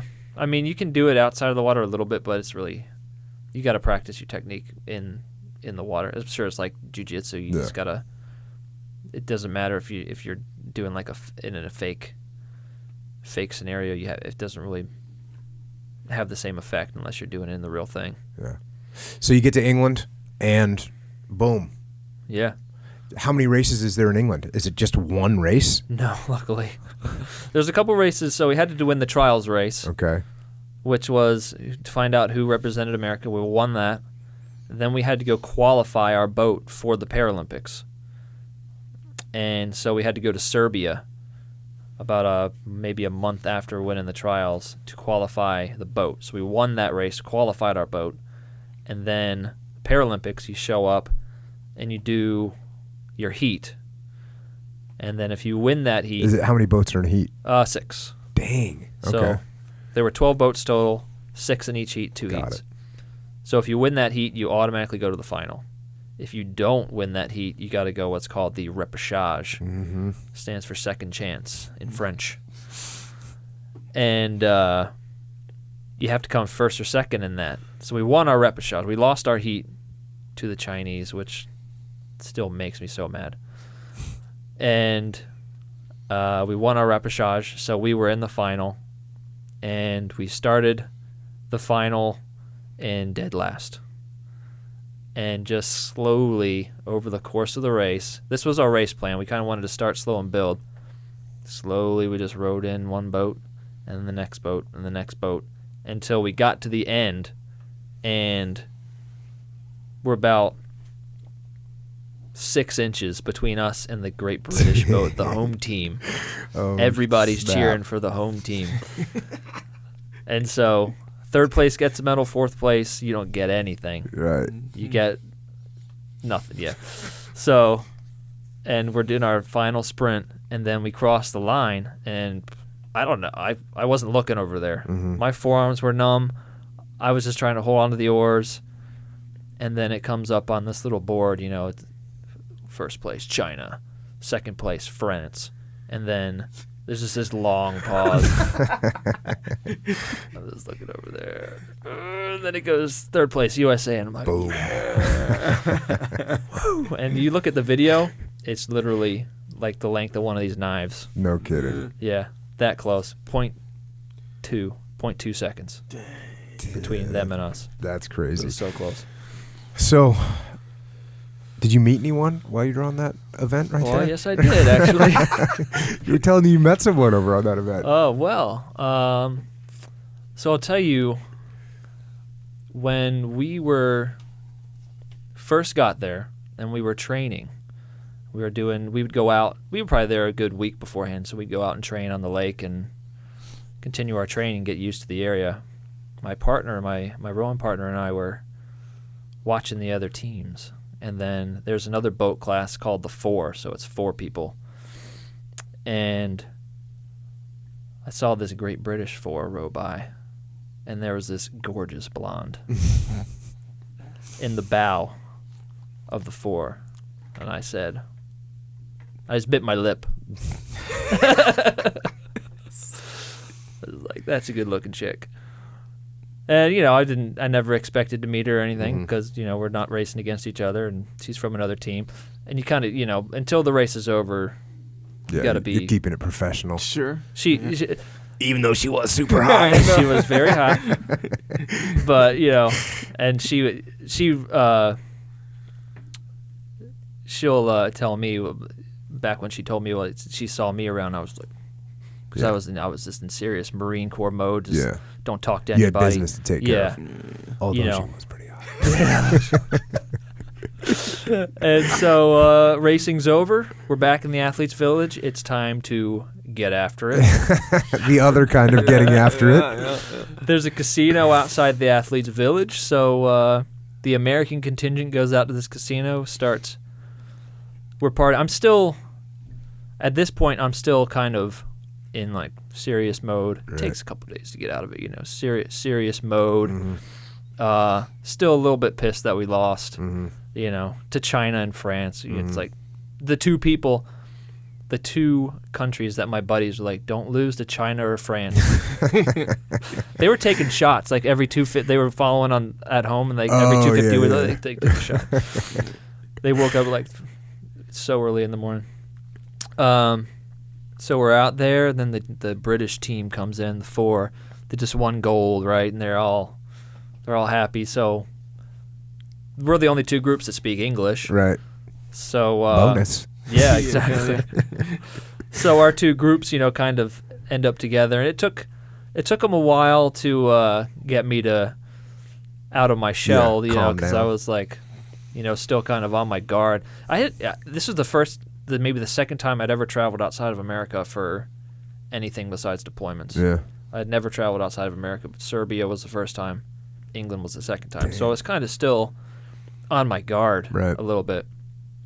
But they started feeding me Fosters, Mm-hmm. lightened up, and then just so happened the gorgeous blonde I saw was there. So, hey, you guys know how charming I am. So charmed her. Well, you at least fooled her. So I'm sure the alcohol helped, but charmed her, and now we're married. So That's awesome. That's awesome. after 4 years of long distance relationship, because she kept rowing, she actually defended her gold medal in Rio. And did it again? Yeah, Got gold did it again. So we did about we didn't get together right away. We did long distance for about 3 years. She living in England and I was living in America, but finally got her over here. We're married. Yeah. Her name's Pam. Nice. Pam. Well, obviously, I have a certain affinity for British ladies as well. Yeah. It's pretty well known. Now, you mentioned real quickly you were training for triathlon in there somewhere too? Yeah. So the people at the clinic, it was it was a team effort. Everybody. So there were other amputees in there. And, we talked about this a little bit yesterday. Dan Knosson, the Yeah. Navy SEAL, Yeah. that was there for a year. Awesome guy. Before Stud. me. And Paralympian as well. Yeah. Oh, yeah. Paralympian in the biathlon. He was my idol, I guess, for when I first got there, because he was pretty much done with therapy. He was about to get out. He was walking everywhere on his legs, carrying backpack around. And he was almost, the exact same injury as you? Just above about the knee. double above the knee. Yeah. Yeah. And so I could see him from when I was just sitting in a wheelchair. Right. Like, all right, it's possible. Yeah. Because I'm seeing it with my own 2 Yeah. eyes. It is possible. And so, And he's a stud. and yeah, Yeah, so he's a stud. if you want to try and be like anybody, it's be like Dan. Yeah. Because, and so that's kind of the environment that they had there at Walter Reed was. You could ask somebody that had been there before, tips, tricks, anything like that. And so I saw Dan and I was asking him stuff and just watching how he did stuff. And then eventually he left and I kind of noticed, I am now, there's new guys coming in and I'm now that person that has been there. And so I need to step into that role and offer advice and work harder than anybody else in the clinic and show people what's going on and show people what's possible. And so the therapist would always be, hey, who wants to run the Army 10-miler? Who wants to do this triathlon? They'd always be getting offers. They'd be getting slots in races because people love having wounded warriors out there. They make a big deal of it. They let them go off first and everything. So, yeah. So and every time they'd ask me if I wasn't doing anything else that day, I'd be like, yeah, I'll do it. And so they're like, you want to do the nation's triathlon? It's Olympic distance triathlon. And there's like 2 people doing it. And no other, it's like a single below the knee amputee doing it, and that's it. And you're a double above knee amputee. You want to do it? Yeah, I do. And Check. it just so happened at the time I was learning how to ride a bicycle again, normal bicycle. So you figure you're learning how to ride a bike. Might as well do a triathlon. Exactly. Hey, you got to give. One of the things that's going to drive you to push yourself is having skin in the game, having something to lose, having something to risk. So if you say to everybody in the clinic, I'm going to do the nation's triathlon, and you don't do it, you're an idiot. Yeah. You're a loser. Yeah. How long is a Olympic triathlon? What are the distances? Olympic distance, the swim is 1,500 meters. The bike is 40 kilometers, and the run is 10 kilometers. Check. Luckily for me, because I was not that good at swimming, luckily for me, the swim got canceled that year because there was a huge storm. There's a ton of debris in the Potomac. Uh-huh. So we didn't do the swim, but we did the bike and the run. And yeah, so I was relearning how to ride a bicycle. Nobody had ever done that before in the history of Walter Reed. Double above the knee amputee trying to ride a bicycle. And I had figured it out, and I kind of wanted to put it to use. You know, like I finally figured this thing out. And so, what better way to do it than do the nation's triathlon? And so it was like, you know, a baptism by fire in a way. And so it took me like 4 hours to do the whole thing. Did you enjoy it? I enjoyed having done it. Okay. Because I'm just wondering at what point you made the brilliant decision that you were going to ride a freaking bicycle across the United States of America. Well, Which was your next, whatever freaking psychotic idea you got. again, Where'd that come from? I had just learned how to ride the bike, and I'm going, I got to do something with it. I can't make it just this pointless thing. I learned, okay, I did it, and now I'm never going to do it again. It's like, you know what might be fun is just like riding my bike across the country at some point in my life. And this is when I'm still in the hospital. I just learned how to ride the bike. I should do something like ride my bike across the country or something like that. You know, something cool like that. And I was rowing. I didn't do it right away because I had made the commitment to do the rowing. Right. So I was like, I'm going to do rowing, but eventually I will do this cross-country bike ride. And so I did another year of rowing after that. I took the time to kind of plan it out how I wanted to do it. And so I took another year of rowing and then finished World Championships that year in fourth. And about a month later, drove up to Maine, started riding. This is in October. And so what was that all? What did that day-to-day look like? So I had a box truck, a U-Haul box truck I bought, like a used 200,000 miles U-Haul box truck. Check. I laid down some carpets in the back. Check. Had a couple cots, couple sleeping bags, supplies.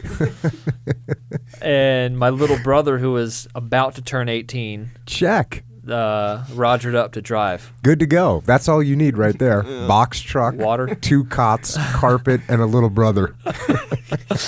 And so, you know, I didn't really train much for it. What I did was I made sure that my prosthetics fit correctly and I was able to ride the bike. That's all I really did. I didn't, you know, go out and ride 100 miles or anything, any kind of formal training for it. Yeah. Because I figured, what is the point? Yeah, exactly. Just start, and the beginning is the training for the finish. Yeah. So the day-to-day would be wake up probably 6, 7 o'clock, you know, drive out to wherever I was starting for the day, because you can't just like stop and then pull over. So we'd have to like drive the truck somewhere, park it in a church parking lot or a fire department parking lot. And then so riding. you don't get apprehended by the cops. Yeah. Well, so the first time, I'd be riding my bike, and then my brother would be kind of half on, half off the road. Right. And I picked a route that we didn't have, you know, not super busy roads, so I wouldn't get in too many people's way until I got to the Pacific Coast Highway, and then people were super pissed. And at one point, this cop, the first cop I encountered, pulls over in front of us. I'm like, all right, here we go. He's going to tell me to stop. He rides over. And then he gets out and he's like, I just want to shake your hand, man. It's like, phew, okay. Nice. This is how it's going to go. Awesome. So I'm going to get, the cops love me. And so I wake up, start riding probably around 7:38. I might eat breakfast beforehand. Probably ride. Yeah, I would do 30 miles a day, so I'd just break that up however I felt for the day. Right. Take breaks, hop in the back of the truck, sit around for a while.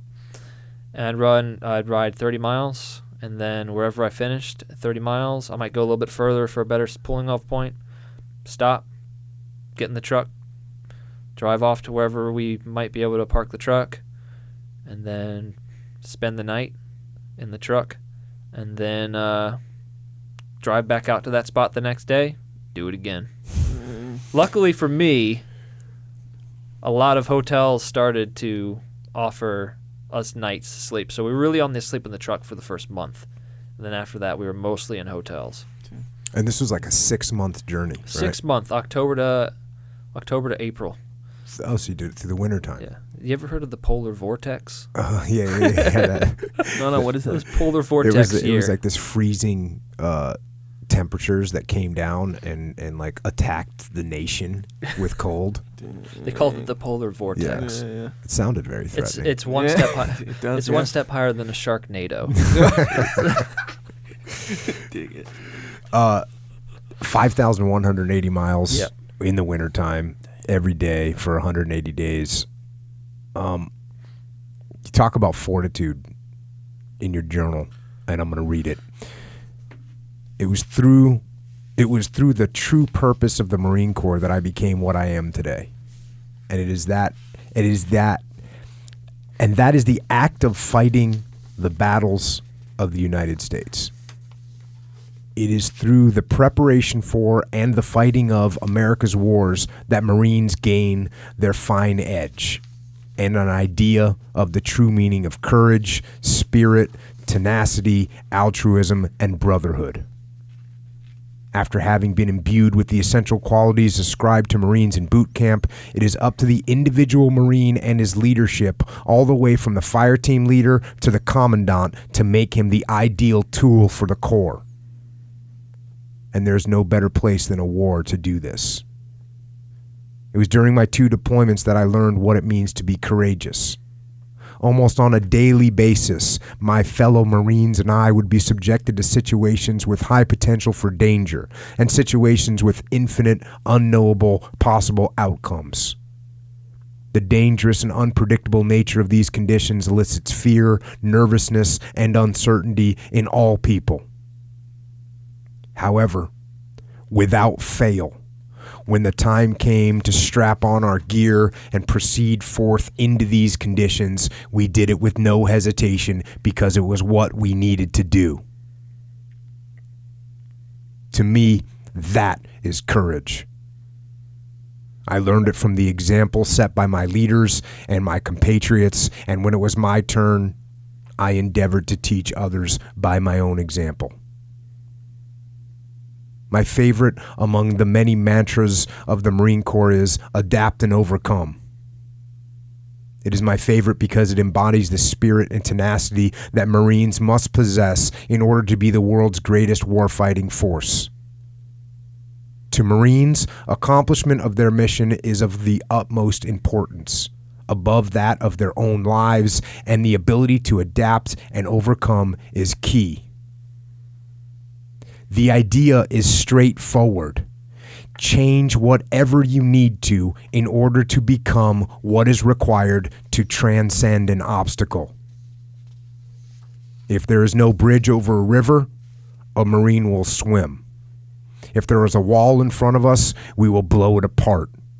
If there is an enemy on a hill that we want, we will remove him. Marines do not stop until they have accomplished their mission, regardless of any monkey wrench that gets thrown into their plan. They will change their plan 1,000 times if it need be until what needs to be done is done. And then they will move on to the next mission. It was these 2 qualities that allowed me to keep fighting after I was wounded. My plan of accomplishing something with my life and making my life as good as possible was met with obstacles and monkey wrenches. But since I had already learned these lessons, bypassing these obstacles and moving on was easy and natural. The brotherhood that the Marines share is the defining feature that initially attracted me to the Marine Corps. And over the course of 2 deployments, I experienced it to its fullness. The reason that I was able to be courageous and adapt and overcome was because of the men that stood beside me doing the same thing. And it is because we were experiencing war and hardship together that we grew close enough that I cared for them more than I cared for myself, and would sacrifice my safety for their well-being, even if it meant being extinguished. And although it never needed to be said, I knew this was reciprocated. To me, this is the definition of brotherhood and selflessness. And from my having been part of such a relationship is why I am loyal and put others before myself as if it were a default setting. Without the Marine Corps, I have no idea where I would be or what I would be like. All I can say for sure is that I am what I am now, due in large part to what I was taught and what I experienced during my 5 years in the Marine Corps.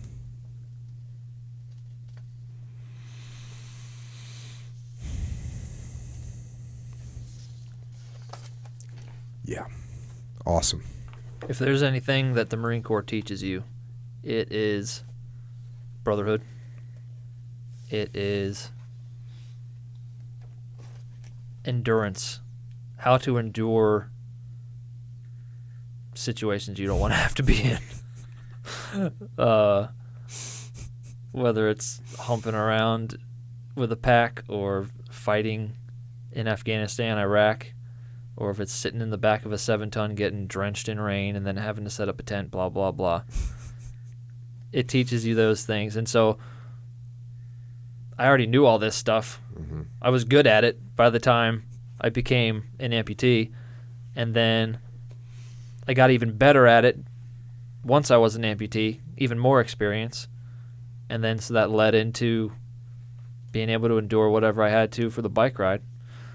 And I think the slogan for the Wounded Warrior Regiment in the Marine Corps is, I don't know if it's Latin, I don't know if I'm pronouncing it right, it's etiam in pugna, which is still in the fight. And, you know, I'm not still in the main fight that's going on in Iraq or Afghanistan. I've been taken out of that fight. But the overall fight, I'm still in that. I'm still a representative of America. I'm still a representative of Marines. I'm dedicating myself to help my brothers that are struggling or come back wounded. I'm still in that portion of the fight. And, I mean, just remember, you just have to remember that slogan, just stay in the fight, just keep fighting. Well, obviously you're staying in the fight, and again, reading through your journal stuff is awesome, and there's a bunch of different things that I wanted to pull out, and obviously I can't read the whole damn thing. Right. Maybe I could, but I'll leave that for you.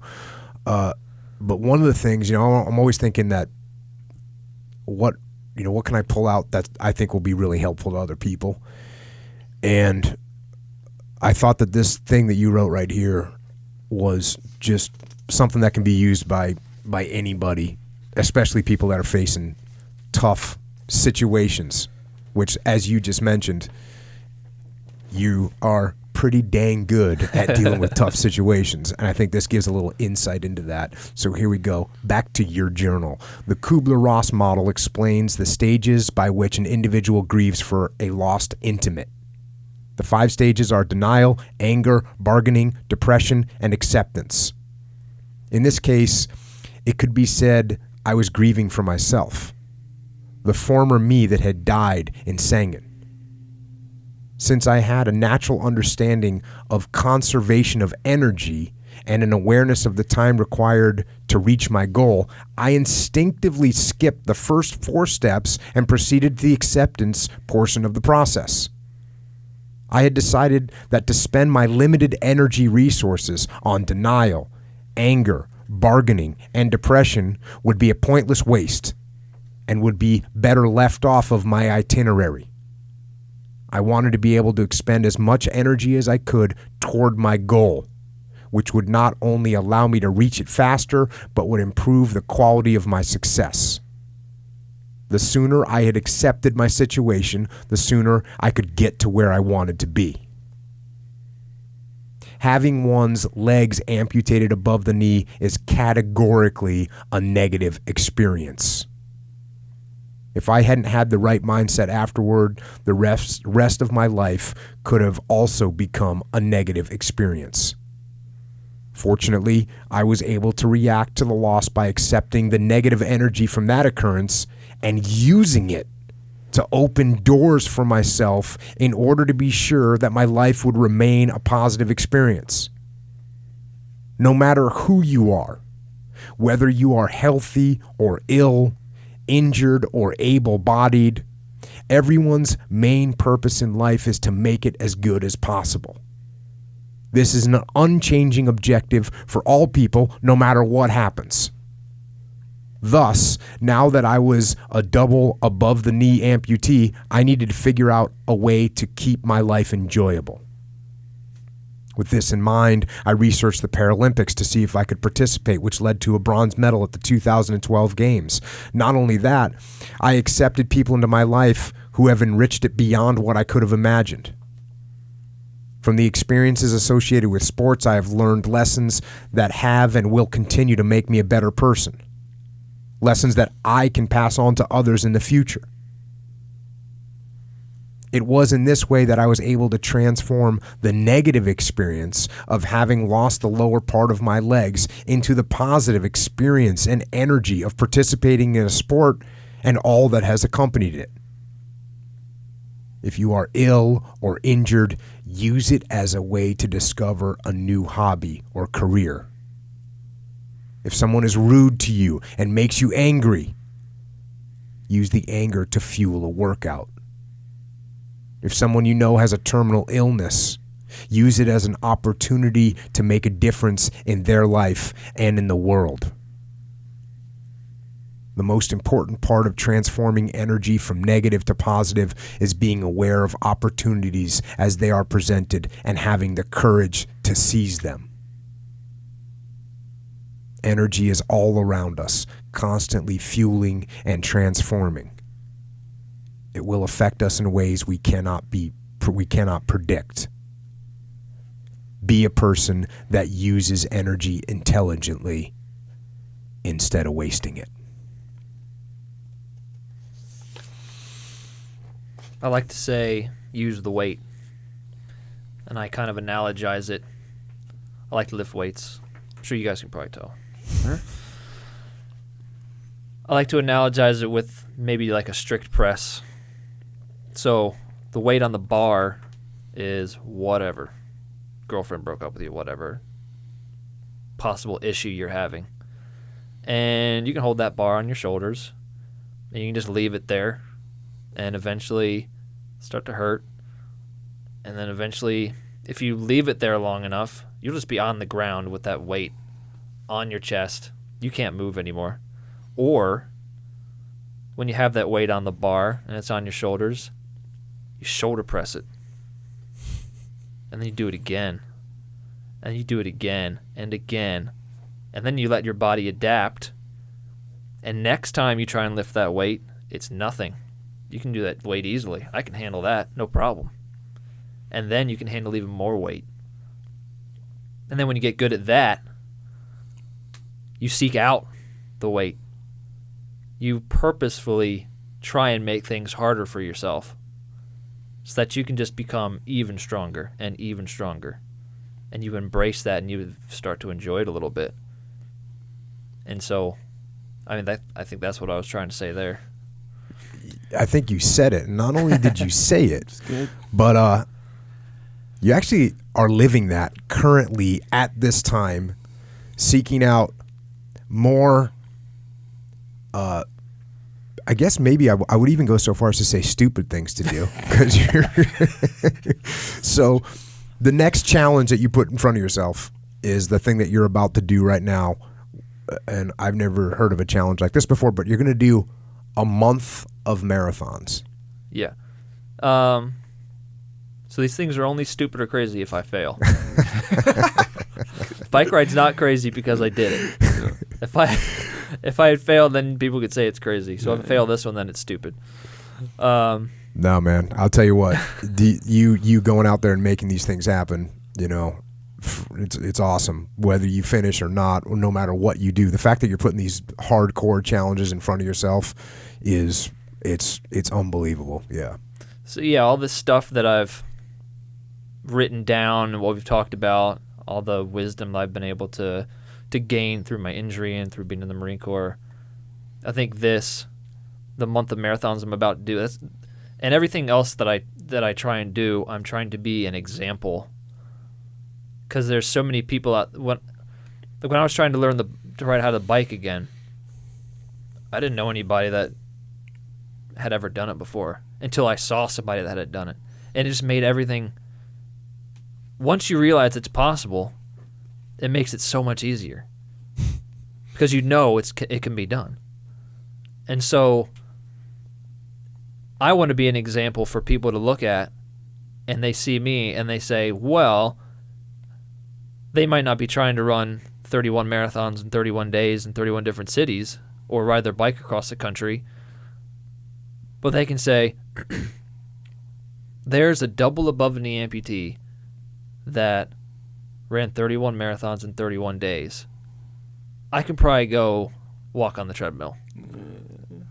So, and if I just want to be an example of that, and I want to be an example of all of these lessons that I've learned, a person that uses the weight instead of lets it destroy their life, somebody that stays in the fight, keeps fighting no matter what. That's what I'm trying to do. I want to serve to show people what they can do, and especially, wounded veterans and people that might be struggling with what they saw. And, I'm lucky enough that my mind is clear. I had a grade 3 concussion, that's it. No traumatic brain injury, no post-traumatic stress, nothing like that. And so I want to show civilians and veterans alike that it is possible to have a traumatic experience and come through and be fine and not have to suffer from post-traumatic stress that just overwhelms you. Because I think in society these days, it's almost becoming expected that you're going to go to war and you're going to come back. And so a lot of people might end up just being, well, I'm supposed to have post-traumatic stress, so I'm going to manifest it in myself, or they let it get worse, or they don't fight it, they just let it happen. And so I want to be an example of somebody that uses their experience and it just goes and has this terrible experience and, don't make a big deal about it. And part of you doing that is running 31 freaking marathons in 31 days. Yeah. So when do you start? So I'm going to start in 31 different cities. In 31 different also. cities. Okay. So my first city, London. London on October 12th. And then I'm going to fly to Philadelphia. So basically the way it's going to work, I'll run in a city. Probably take about the whole thing. I'll take breaks during the run, so the whole thing will probably take 5.5, 6 hours to do. I'll do the run on my own, just like in a park or on a trail, out and backs, loops. I'll do it on a 400-meter track if I have to. Do that. Get in my RV, drive to the next place, spend the night there. We upgraded from a box truck with the Well, cots in the back. Well, the wife's going to be coming along, so Okay. She wasn't going to be in no, the I'm box going to have a truck. crew for this one. I got my wife Pam is going to be my team leader. She's just doing so much stuff. She's a team leader and everything, every job that you could possibly think of, she's doing it. And my mom is coming because she's a massage therapist, so she's going to Nice. give me a massage, and then I'm going to have a driver, not my brother this time. I think I blew him out. I blew him out the first time. But I'm going to have a driver. And so we're going to all hop in the RV, drive from Philadelphia to New York, run in New York, repeat until I go all the way around. I'm going to end November 11th, Veterans Day, D.C., on the National Mall. And your goal obviously is to show people and lead people and set an amazing example. And on top of that, you're gonna earn money Yeah. for some real specific charities that you believe in and stand behind. And what are those charities? Yeah, so my main goal is obviously to be the example in all these kind of grand objectives. But, how do you can't quantify that really. So the way that I'm quantifying it is I'm going to be raising money for 3 veterans charities that I've had personal contact with that have helped me during my recovery. And they are the Semper Fi Fund, the Tunnel to Towers Foundation, and the Coalition to Salute America's Heroes. And so that's also how I'm going to be showing veterans that America loves them, because that is something that's been made abundantly clear to me everywhere I go, like all the time. I think I did 3 breakfasts in a row where somebody paid for it anonymously. I get thanked all the time. And so if they're saying that stuff to me, it's obvious that they love all veterans, and I'm trying to help connect that, just reduce that gap between the military and the civilian worlds, and get them to talk and show veterans that they're coming back to a country that appreciates them and loves them more than pretty much any other thing. And so I think by the donations and by having people come out and run with me and show me support, then that kind of helps us to prove that to people. So where can we go donate? What's the link? RobJonesJourney.com. RobJonesJourney.com. There's a donate link there, and you can also see my schedule there, and I'll have details of where I'm going to be. And it's the whole country. It's East Coast, West Coast, middle of the country. All the way around. As far as you can drive in a day to get to a next spot to run 26.2 miles. Like my longest drive is 12, 14 hours, and that happens maybe once or twice. So they're all pretty close to each other in major cities. And you can go to my website, robjonesjourney.com, donate there, see my schedule, RSVP that you're going to show up. You don't have to, but if you want to, that's cool. I'll have all the details there, and then social medias, all at Rob Jones Journey. Awesome. It's awesome, man. It's just awesome. And you're freaking awesome. And I grabbed a little short piece from your journal. And again, this is something that I just thought is just going to be helpful to me when I read it, and will be helpful to anybody that listens, hears, or reads this. And here we go, back to your journal. The conscious is in control of forming habits. Every time we are faced with a decision of whether to quit, slow down, and rationalize a reason why that's okay, or keep pressing forward, one of those habits is strengthened. The more times we choose to push on, the stronger that habit will become. It takes time and purposeful effort for these habits to become ingrained. But once a person develops them in the gym, doing something as simple as choosing to keep rowing hard for another minute, they can apply what they have learned to the rest of their lives. They will learn to take the harder path so that they are challenged more. They will learn to put extra effort into daily tasks. Who you are depends entirely on your influences and the level of effort that is put into forging yourself into what you desire to be.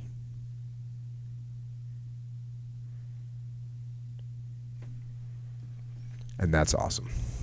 Yeah, I mean, every decision you make either gets you closer to your goal or moves you further away. And I'm not saying I never make the decisions that move you to the left, move you further away. I'm human just like everybody else. Yeah. Yeah, definitely. You know, we were hanging out yesterday, and I was like, I was busy. I'm like, hey, man, I got to go. So in that busyness, you know what I had for dinner last night? MREs. No, I didn't have MREs. That's not happening. Okay. No, my entire dinner was a leftover piece of a Caesar salad and a giant mint chocolate chip milkshake. I actually said to my wife, I was like, make me, because I was working, and you can't stop and eat when you're trying to work. And so I just said, can you make me just a giant mint chocolate chip milkshake? Now, I didn't get closer to my, physical goals. No. But I got a lot of work done. Yeah, I got there an you extra, 28 minutes worth of work done because I didn't stop to eat dinner. Yeah. Yeah, you got to take the wins with the losses. I dig it. And it's all just about, making that. It's like you plot your progress on a graph, and you're gonna have. It's going to go up, and then it's going to go down a little bit. Then it's going to go up, and it's going to go down. So as long as that trend is upward, then you really have nothing to worry about. But if that thing starts to level off, and then you go the other way, then you need to ask yourself some questions. And you need to give yourself some honest answers. Yeah, we had a conversation not too long ago. A guy asked about jiu-jitsu belts and said, I understand that you shouldn't pursue, because in jiu-jitsu it's like, hey, you shouldn't just like go to get a belt. You go because you want to get better and you want to learn. And he said, I understand that you shouldn't just do it to get the belts, but it's good to mark your progress and figure your progress out. And and that's true. And that's what you're saying. Like, yeah. And I've talked about that too. I relate it to shooting, where when you focus on the target, your vision gets blurry. And so you lose track of the long-term goal or the long-range target. So that's why we focus on our front sight, because we can keep that little thing that's right in front, 3 feet in front of us on our rifle. You can keep that in focus. So that's what you focus on.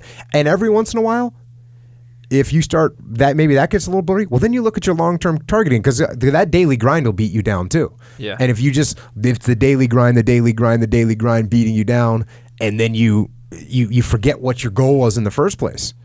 But so every once in a while, you got to look up at your long-term goal and say, I want to be doing this or achieve that or whatever. I want to do 31 marathons. See, some people would have picked like February, right? We'll do 28 marathons in 28 days. You're going for the full 31.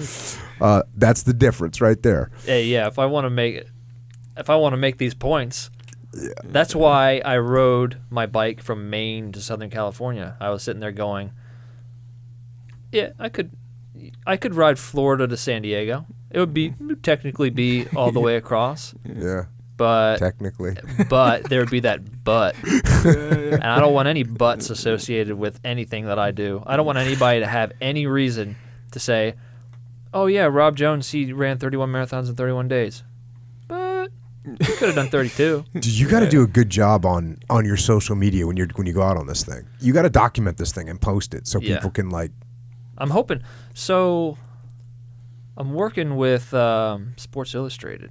I think they're going to do a video. Nice. I heard of them. Yeah. Good outlet. You've heard of that? Yeah. Do they do good videos? Yeah, probably. Yeah. That's a discriminating judge of videos right there, Charles.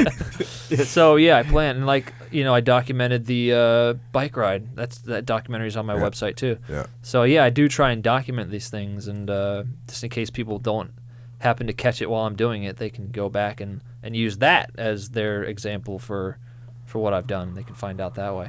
Yeah. Well, I know you get stuff done and you hammer out your daily tasks. We're going to let Echo hammer out his daily task right now. Technically weekly. Porch time. Weekly task. Yeah, I extra respect on the weightlifting analogy. Oh, thank you. I think like weightlifting and exercising in general is like the perfect analogy for most things, Oh yeah. Because it's like, yeah, I mean, I could go into it, but yeah. That was good. That is an outstanding analogy. Yeah. Of like, hey, that weight's on you. Yeah. You're either going to use it to get better or you're going to let it bury you in the ground. Yeah. The choice is yours. What are you going to do? Yeah, and and it goes to show, we talk about this sometimes, where you can take, let's say, a random person, right, and you'd be like, hey, let's go to the gym. And there can be literally opposite reactions if you get two different people. So one guy can be like, hell yeah, let's go to the gym. Yeah. I'm going to work out and get strong. I need to get in shape. Good. It's this thing. Or you can get someone and be like, that's the worst thing in the world. I don't want to go to the gym. I don't, that's hard. And it hurts. Even the next day it hurts, you know? So meanwhile, it's the same exact activity, by the way. Yeah. You know? So you can look at it in those two different ways. You know what else is messed up? Is there's activities that are also good for you and move you in a direction that you want to be moving, but maybe, like, let's say the guy, I'll give you a real good example. You take a meathead, right? And you go, okay, you want to go to the gym? What does the meathead say? Hells yes. Let's go get it. But then you say to that same guy who seems all motivated and fired up to improve himself, and you say, hey, let's go read a book and try and, understand better this concept of whatever. Yeah. And what do they say then? I'd rather go to the gym. Yeah. So it's interesting. Yeah. The weight isn't necessarily just a physical weight. Right. It's pressing up against whatever it is that's going to improve you. Yeah. And you can either use it to beat you down or you can use it to make yourself better. Yeah. And again, just as a concept, right? I think the exercise and weightlifting and like your body just kind of figuratively can demonstrate just so much, that applies so much. Oh, and you especially feel that way about curls? Is that what I'm hearing? Yeah. Depends on the thing, but generally speaking. Anyway, speaking of curls. Wait, should I go into this now? Your daily task? Yeah, Your weekly task? Weekly I task. think you should. Yeah, might as well, right? Well, I got Rob Jones here to listen. Right. So what up? I can't wait to hear the support. The support. Yeah. Live. So? You get to witness the support live. It's an honor to watch Echo do his work, his life's work. His life's work right here. Support you, boy. After this, we can go to my house. You can watch me edit a video. It'd be so dope, Anyway, Made in America, Origin. That's the company. OriginMaine.com. You started in Maine. Yeah. Bike right across the street. Yeah. That's where this place is. We just got back, last week? Yeah. Ish. Yeah. Week and a half, whatever. Yeah, that's a cool spot. He has a side note. He has like this, I think it was on like the History Channel or something like that, where it was kind of like a show. And the story he told about he got the loom, right? Where he got it didn't actually make right. They like came and filmed some stuff, but they Yeah. didn't produce it. Yeah, he showed it to me, but it was great because when he's telling the story, I'm like, man, it took like 8 hours or something, or more than It took that. him or more something. than that. Yeah, Yeah. like to get it, and it's this big thing, and it kind of showed it. They were there for that. Yeah, It's that's pretty awesome. dope. Moving the looms. Yeah. Yeah. You know what a awesome. loom is? No. Okay, and me neither. And Yeah.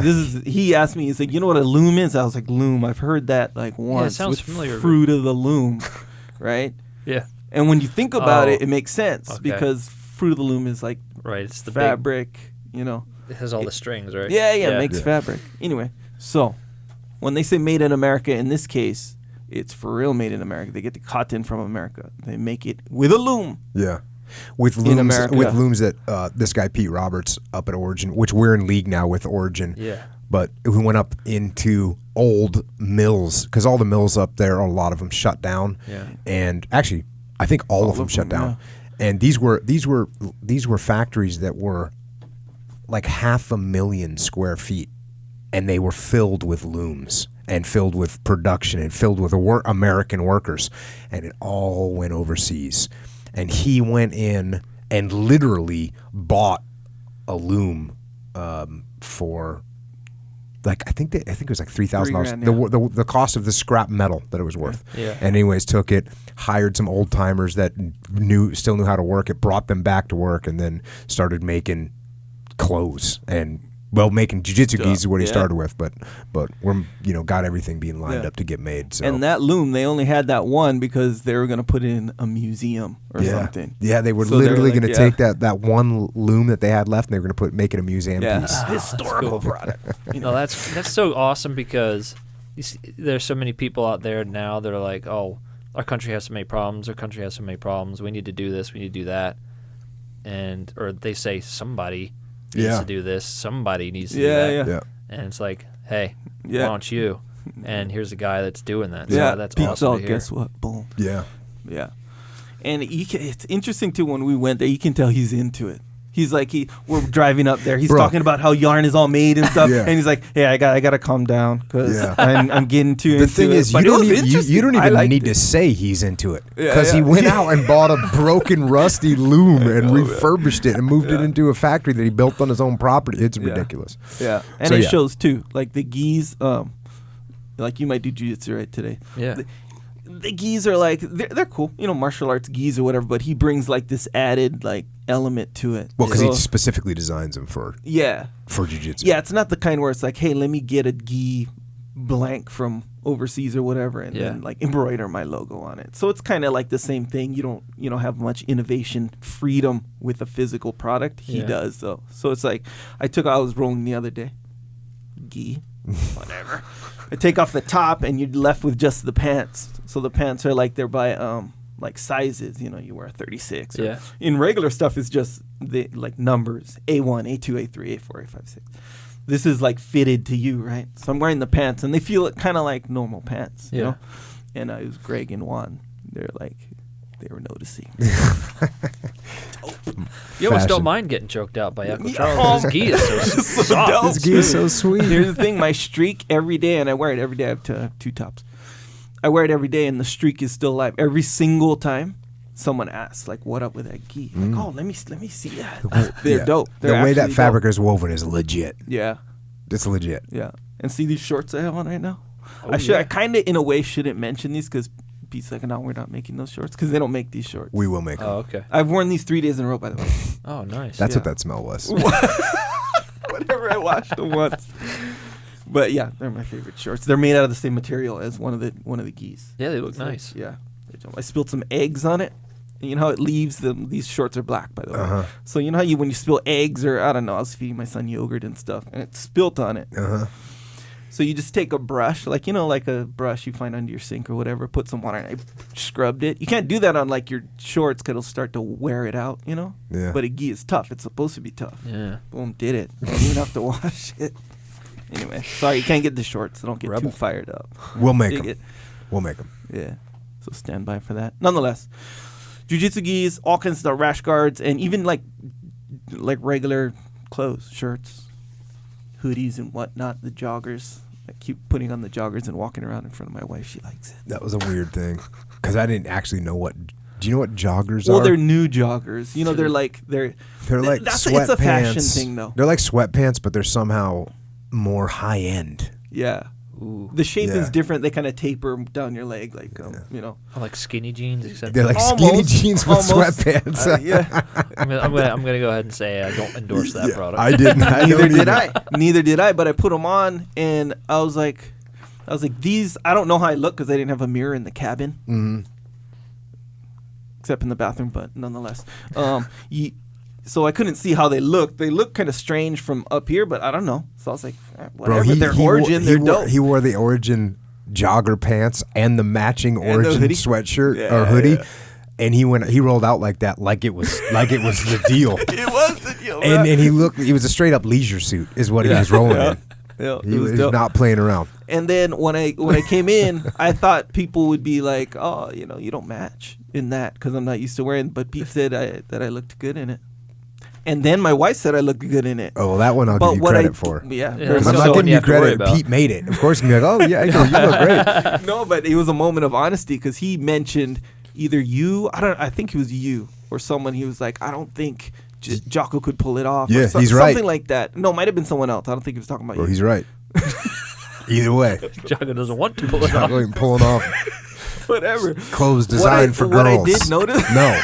No, not happening. They're Maybe I'm not secure in my manhood. No, I just Yeah, don't wear apparently. girls' clothes. Apparently not.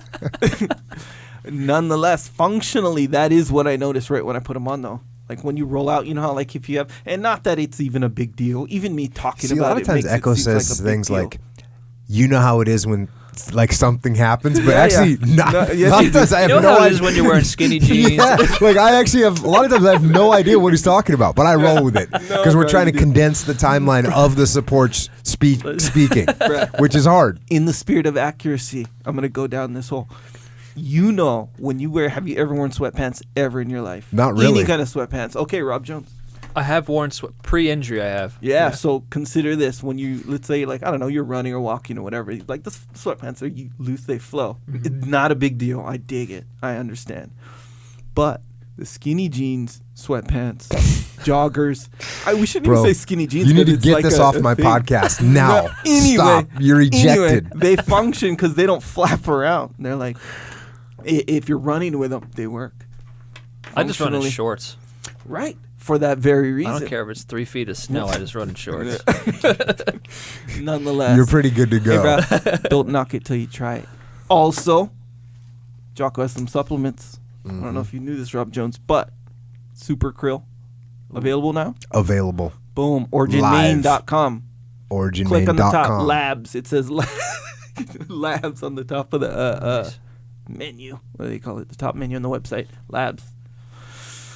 Super Krill. Joint warfare. Yes.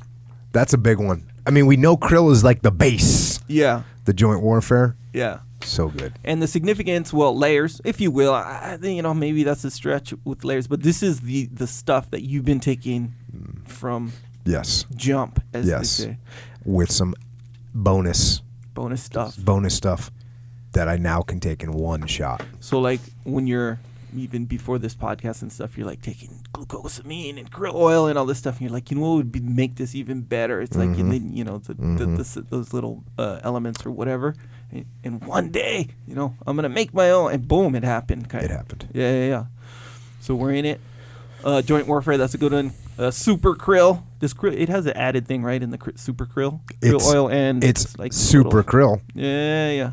Oh, that's it. Super krill. Dope krill. Okay. What else are you going to add? It's already super. Duper.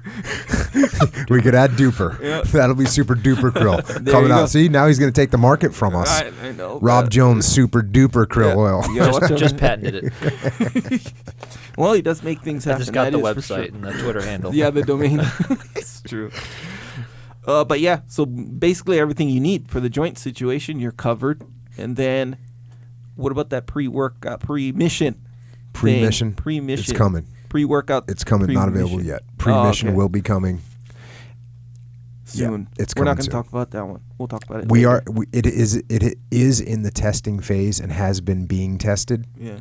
and legit. All right, so far so good. Boom. I'm kind of addicted to it. Yep. Also, Onnit.com/Jocko. Okay, so I get all my kettlebells from Onnit. I got into kettlebells after this podcast kind of started. And, Onnit has awesome stuff. Specifically the kettlebells because they're the designer ones. You've seen that kind before, right? So I get the whole set. Well, I don't have the whole set, technically. I have the weights that I think I'm going to be able to use. What's your heaviest one you have at home? 40 kilograms. So what is that? 80. 88 pounds. 88 pounds. That's cool, man. Cool Yeah. story. I got the 90-pound one, so whatever. Nice. So basically, all 88 pounds that you have, I have that plus more. 2 more. So no big deal. Stand by. I'm you going to order understand? more. All right, there you go. Good. And But you it's wear skinny jeans. Or skinny. joggers, contemporary joggers from time to That time. subtracts at least 4 pounds Yeah. for your max kettlebell. It adds sure. it. Functionally, it adds it, by the way. Got the gorilla ones a few weeks ago. The 90-pound one is the Bigfoot, just for informational purposes. Are they ever going to make a 100-pound Jocko head? Actually, they said that, right? Really? People have been saying There's that. been Yeah. been some requests. I Yeah. don't know if anyone would actually want that. Yeah. I know. saw a guy sent me it was a 250, something pound kettlebell. Dang. I don't even know what, yeah, I guess, right? Goals. That's legit. There's some people are just mutant strong. Yeah. One of my team guy buddies, just mutant strong, and he trained jiu-jitsu. Great dude. But he got the Beast. I don't know who makes it, but there's a kettlebell called the Beast. I think it's like 102 pounds or something. Yeah. But there was like this little test taming the Beast, and he got the kettlebell out of the box, did the test, passed it. I was like, things that I couldn't do at all. Yeah. I was like, okay, Yeah. you're legit. Yeah. Kettlebells are crazy. Yeah. Man. Actually, it's cool. That's like one of those exercises that if you learn the form, it's like an added element because you got to learn the form. Yeah. Then the strength. And so it and makes it learning more the form fun. is good for you because you're developing neuro. Right, muscular connections. Yes, Like boom. Thank you. Amen. You know. I was lost for words, and you've had me cover and move. No problem. I got you. But yeah, so it's basically you have to learn to balance something that's not balanced. Yeah. You know? It's good. Like that bag I lifted in Maine. Those guys had me lift. It's good. 200 pounds, by the way. Wow. No worries. Anyway, it's super hard. I failed the first time. Also, they got jump ropes, maces. You know, if your workout gets boring, Jocko doesn't have that problem. Yeah. We know, because you just are here to win and all this stuff. But some people, they get bored, you know, with a workout. You get all this cool stuff. Anyway, onnit.com/Jocko. It's a good one. Also, when you buy these, actually, I'm going to put a link to your journal, if you don't mind. Yeah, on the please website. do. Yeah. And There's nothing to buy. It's free. Yeah. Yeah. But if, you go on there, I'll put in the book section. And Oh, that'd be awesome. man, it's good. And if people want to get some of the other books that Jocko talks about, you go to our website, JockoPodcast.com. Books from podcasts, that's on the top menu, and then you click through there to get your books. Takes you to Amazon. Boom, click through there. Or if you do any other shopping, boom, click through that. It's a good way to support. Small action, big reaction. It is a legit way to support. For sure. It is. I got asked that 2 times now. Yeah. Once in Maine, and I think I was at an event the other day, and someone asked me, "Does it really help?" And I was like, "Yes, it helps." Yeah. I said it's exactly what Echo says it is. Yep. Small action. It takes like 3 extra seconds. Yeah. Small action. Boom. 1, 2 clicks. Whatever. And big support, big reaction. Also, subscribe to the podcast if you haven't already. I know it seems kind of obvious, right? iTunes, subscribe. But if you haven't, subscribe. Or Stitcher or Google Play. Yeah, anything that provides platforms, just subscribe, man. Good way to support. Easy, boom. Also, YouTube channel. We have a YouTube channel. What was the last video I put on there? The book video. Oh, yeah. Discipline equals freedom. Yeah. Field manual video. Awesome job on that, by the way. Well, thank Really you. cool. Pretty good video. I Right like on, that video. yeah. I thought it was pretty good, too. Yeah. I felt Jocko did all the work, really. Lifting. That was a hard night, too. I mean, you were lifting after like a whole day. I was like, bro, I'm not. Yeah, I it was. couldn't do That's that. right. That was like a long day. You're That was also- a long day. You know him. He's the kind where I'm like, okay, I just need like these shots, because we're doing it for like other stuff, and I'm gonna grab the stills and whatever. And I was like, I just need the shots. What I'll do is I'll make it here, so you don't have to put on all that weight. And he's like, no, I'll feel like a puss if I don't put the weights. I was like, bro, you're the man. I did the same exact thing. I was just shooting a video doing lifting weights, and they're like, yeah, we're just going to do it with no weight. I'm like, no, but the video that I want, the weight that I want to be on there is 135 pounds. I want that to be on video. I don't want no weight to be on video. Yeah, he even went one further that there was a few shots that I was getting that didn't show how much weight. It just showed the front of the, it was like at an angle you could kind of see part of the weight kind of thing. He's like, no. It's like he wouldn't allow himself Well, to I do actually it. said, I took the Rob Jones approach. I was like, okay, I got to move some weight around. I'm going to use the opportunity to make myself better. I got a legit workout. I was getting after it, He's a method actor. That's what method actors do. Exactly, right? Yeah, hey, worked out for him, and I dig it. But yeah, nonetheless, back to YouTube. Boom. We put some videos on there, including but not limited to the video version of this podcast. Also, additional videos, excerpts, and various other videos. Deleted scenes, if you will. A lot of times we talk rubbish before we actually include, or we don't include in the podcast. So sometimes we'll cut that up and put it on there too, to added entertainment. Hear Jocko swear a lot. He doesn't swear that much on the record, but he gets after it from time to time. Only if I'm hanging out with like one of my bros. Yeah, and teasing them. Well, yeah, that's You don't true. effing get nuts with effing squats in your effing thing. He was like, he overdid it. Nonetheless, YouTube, that's a good one. Also, Jocko has a store, if you didn't already know. Guess what it's called? I'm going to go on a limb, say JockoStore. JockoStore. It's at JockoStore.com. We got some T-shirts on there. They're cool. Little, some layers on those T-shirts. Layers meaning not physical layers. What do you call it? Poetic layers. if you will. Poetic now. Onion Poetic. layers. That's really reaching. Yeah, it's reaching a lot. I think actually. good is pretty poetic. It is. That's a good poem. I think that's real. is that a sonnet or? Yeah, real poetic. Limerick. I wrote that one myself. You know what the layers are with that, though, right? If you look at the good shirt, it has Jocko's head. Yeah. It has good, right? Mhm. But the good is backwards. Ooh. And here's the thing. That's why when people try to counterfeit that one, they don't get the layers. They just see Jocko's head. Oh, that's a marketing thing or whatever. Yeah. And let's sell that. But they don't get it. They don't know the layers. So the good is backwards, and it's backwards for a reason. So they by can the way. read it. In the mirror. Oh, Because man. who are Oh, you in the saying mirror. that? When you Yeah. hear that, who are you saying that to? You're not saying, to your poor daughter who's crying because she skinned her knee. You don't say, good. She's like, oh, she cries more. That's not her. It's Yeah. not your message to give somebody else. Your message to give to yourself. Why are you letting your daughter cry in the first place? Well, she's sensitive. I'm cultivating her sensitive side. That's all. You're not wearing a T-shirt for yourself to look down like that. You're wearing it so other people can read it and you can read it. In a typical case, but not these T-shirts. Yeah. That T-shirt is for you. Oh, Straight up okay. for you. With the message. With Jocko's face. Apparently that's for you too. Not for everybody, but this is for you. Nonetheless, that's just an example of the layers on the shirts. JockoStore.com. There's also some hoodies on there, some travel mugs, bumper stickers. The Jocko 2016, I took it off. Oh, yeah. We lost that election. Yeah, you did. Sorry. I probably got like 27 votes. Yeah. I got some legit votes. People posted them on Twitter. Some people wrote me in. Straight up. They wrote me in I dig and it. said, you know what? I don't want Hillary Clinton. I don't want Donald Trump. I want Jocko. Yeah. I think it might have been a good choice, actually. Yeah, maybe. I think it might have been a good choice. Yeah, someone actually told me that I should run for vice president. That wouldn't have been a good choice. Yeah. I don't know if you would have got my vote. No, I don't know. I wouldn't have got my vote either. Nonetheless, there's some cool stuff on JockoStore. That's the point. I'm not saying go buy some stuff. I'm saying go on there. See what's on there. And if you like something, get something. Good way to support. Also, there's a little thing called psychological warfare. You ever heard of it? Yeah, I think I have. It's pretty dope. I have it. I'll tell you what. Oh, dang. Okay, so I don't have to let you know that it's an album with tracks. Jocko tracks. So basically, if you don't already know, Rob Jones knows, Jocko knows, I know, obviously.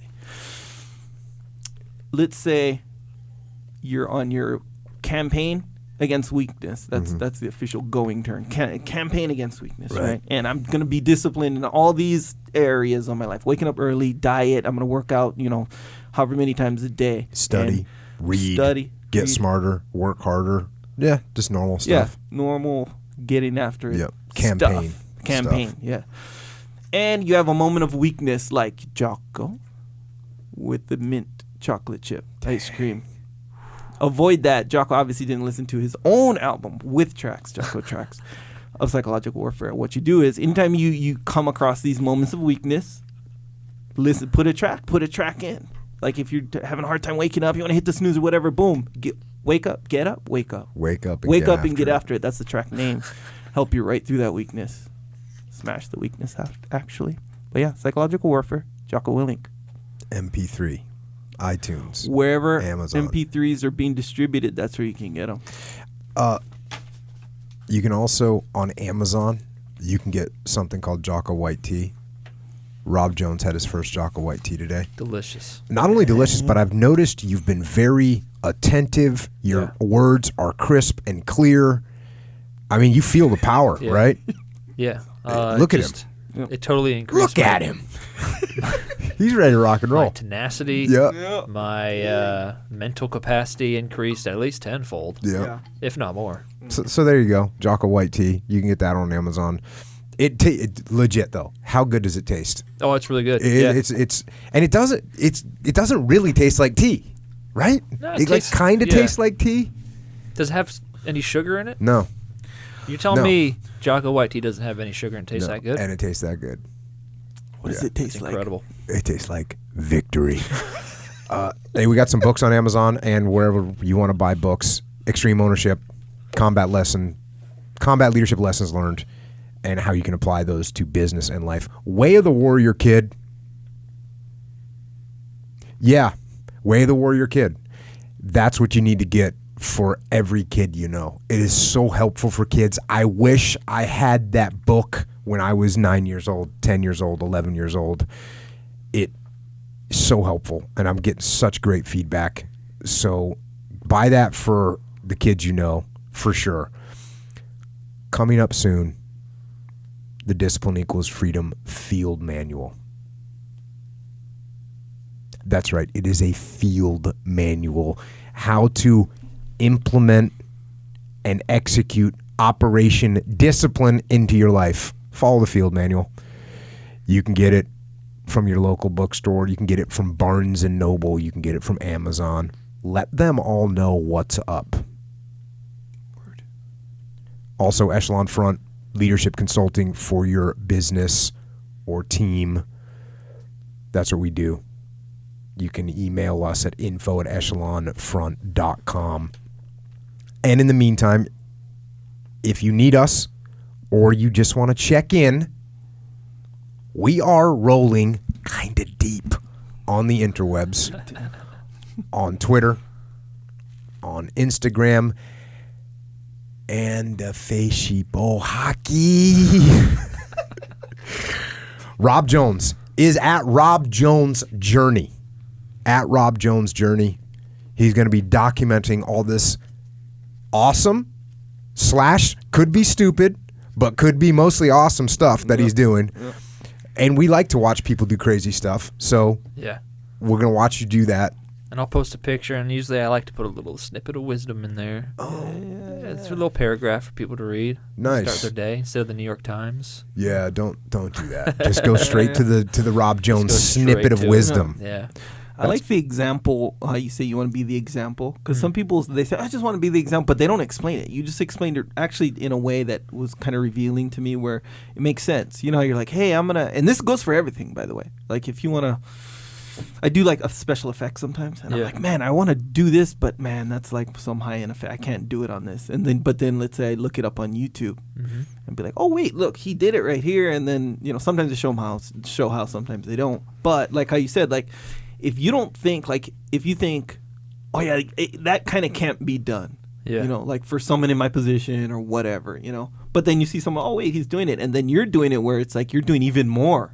So it's like, oh, you're kind of reaching more people in that Yeah. way. Because still, if you're doing these crazy things, maybe one, maybe two other people be like, yeah, I can do that too.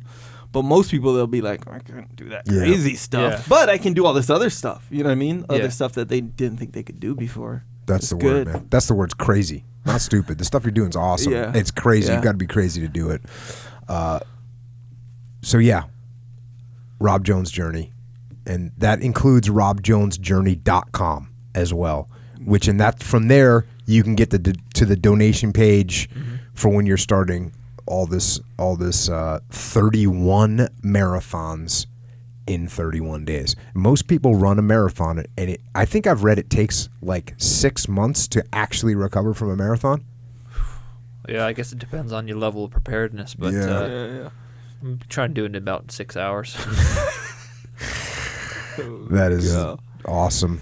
Echo is at Echo Charles, and I am at Jocko Willink. Echo, you got anything else for today?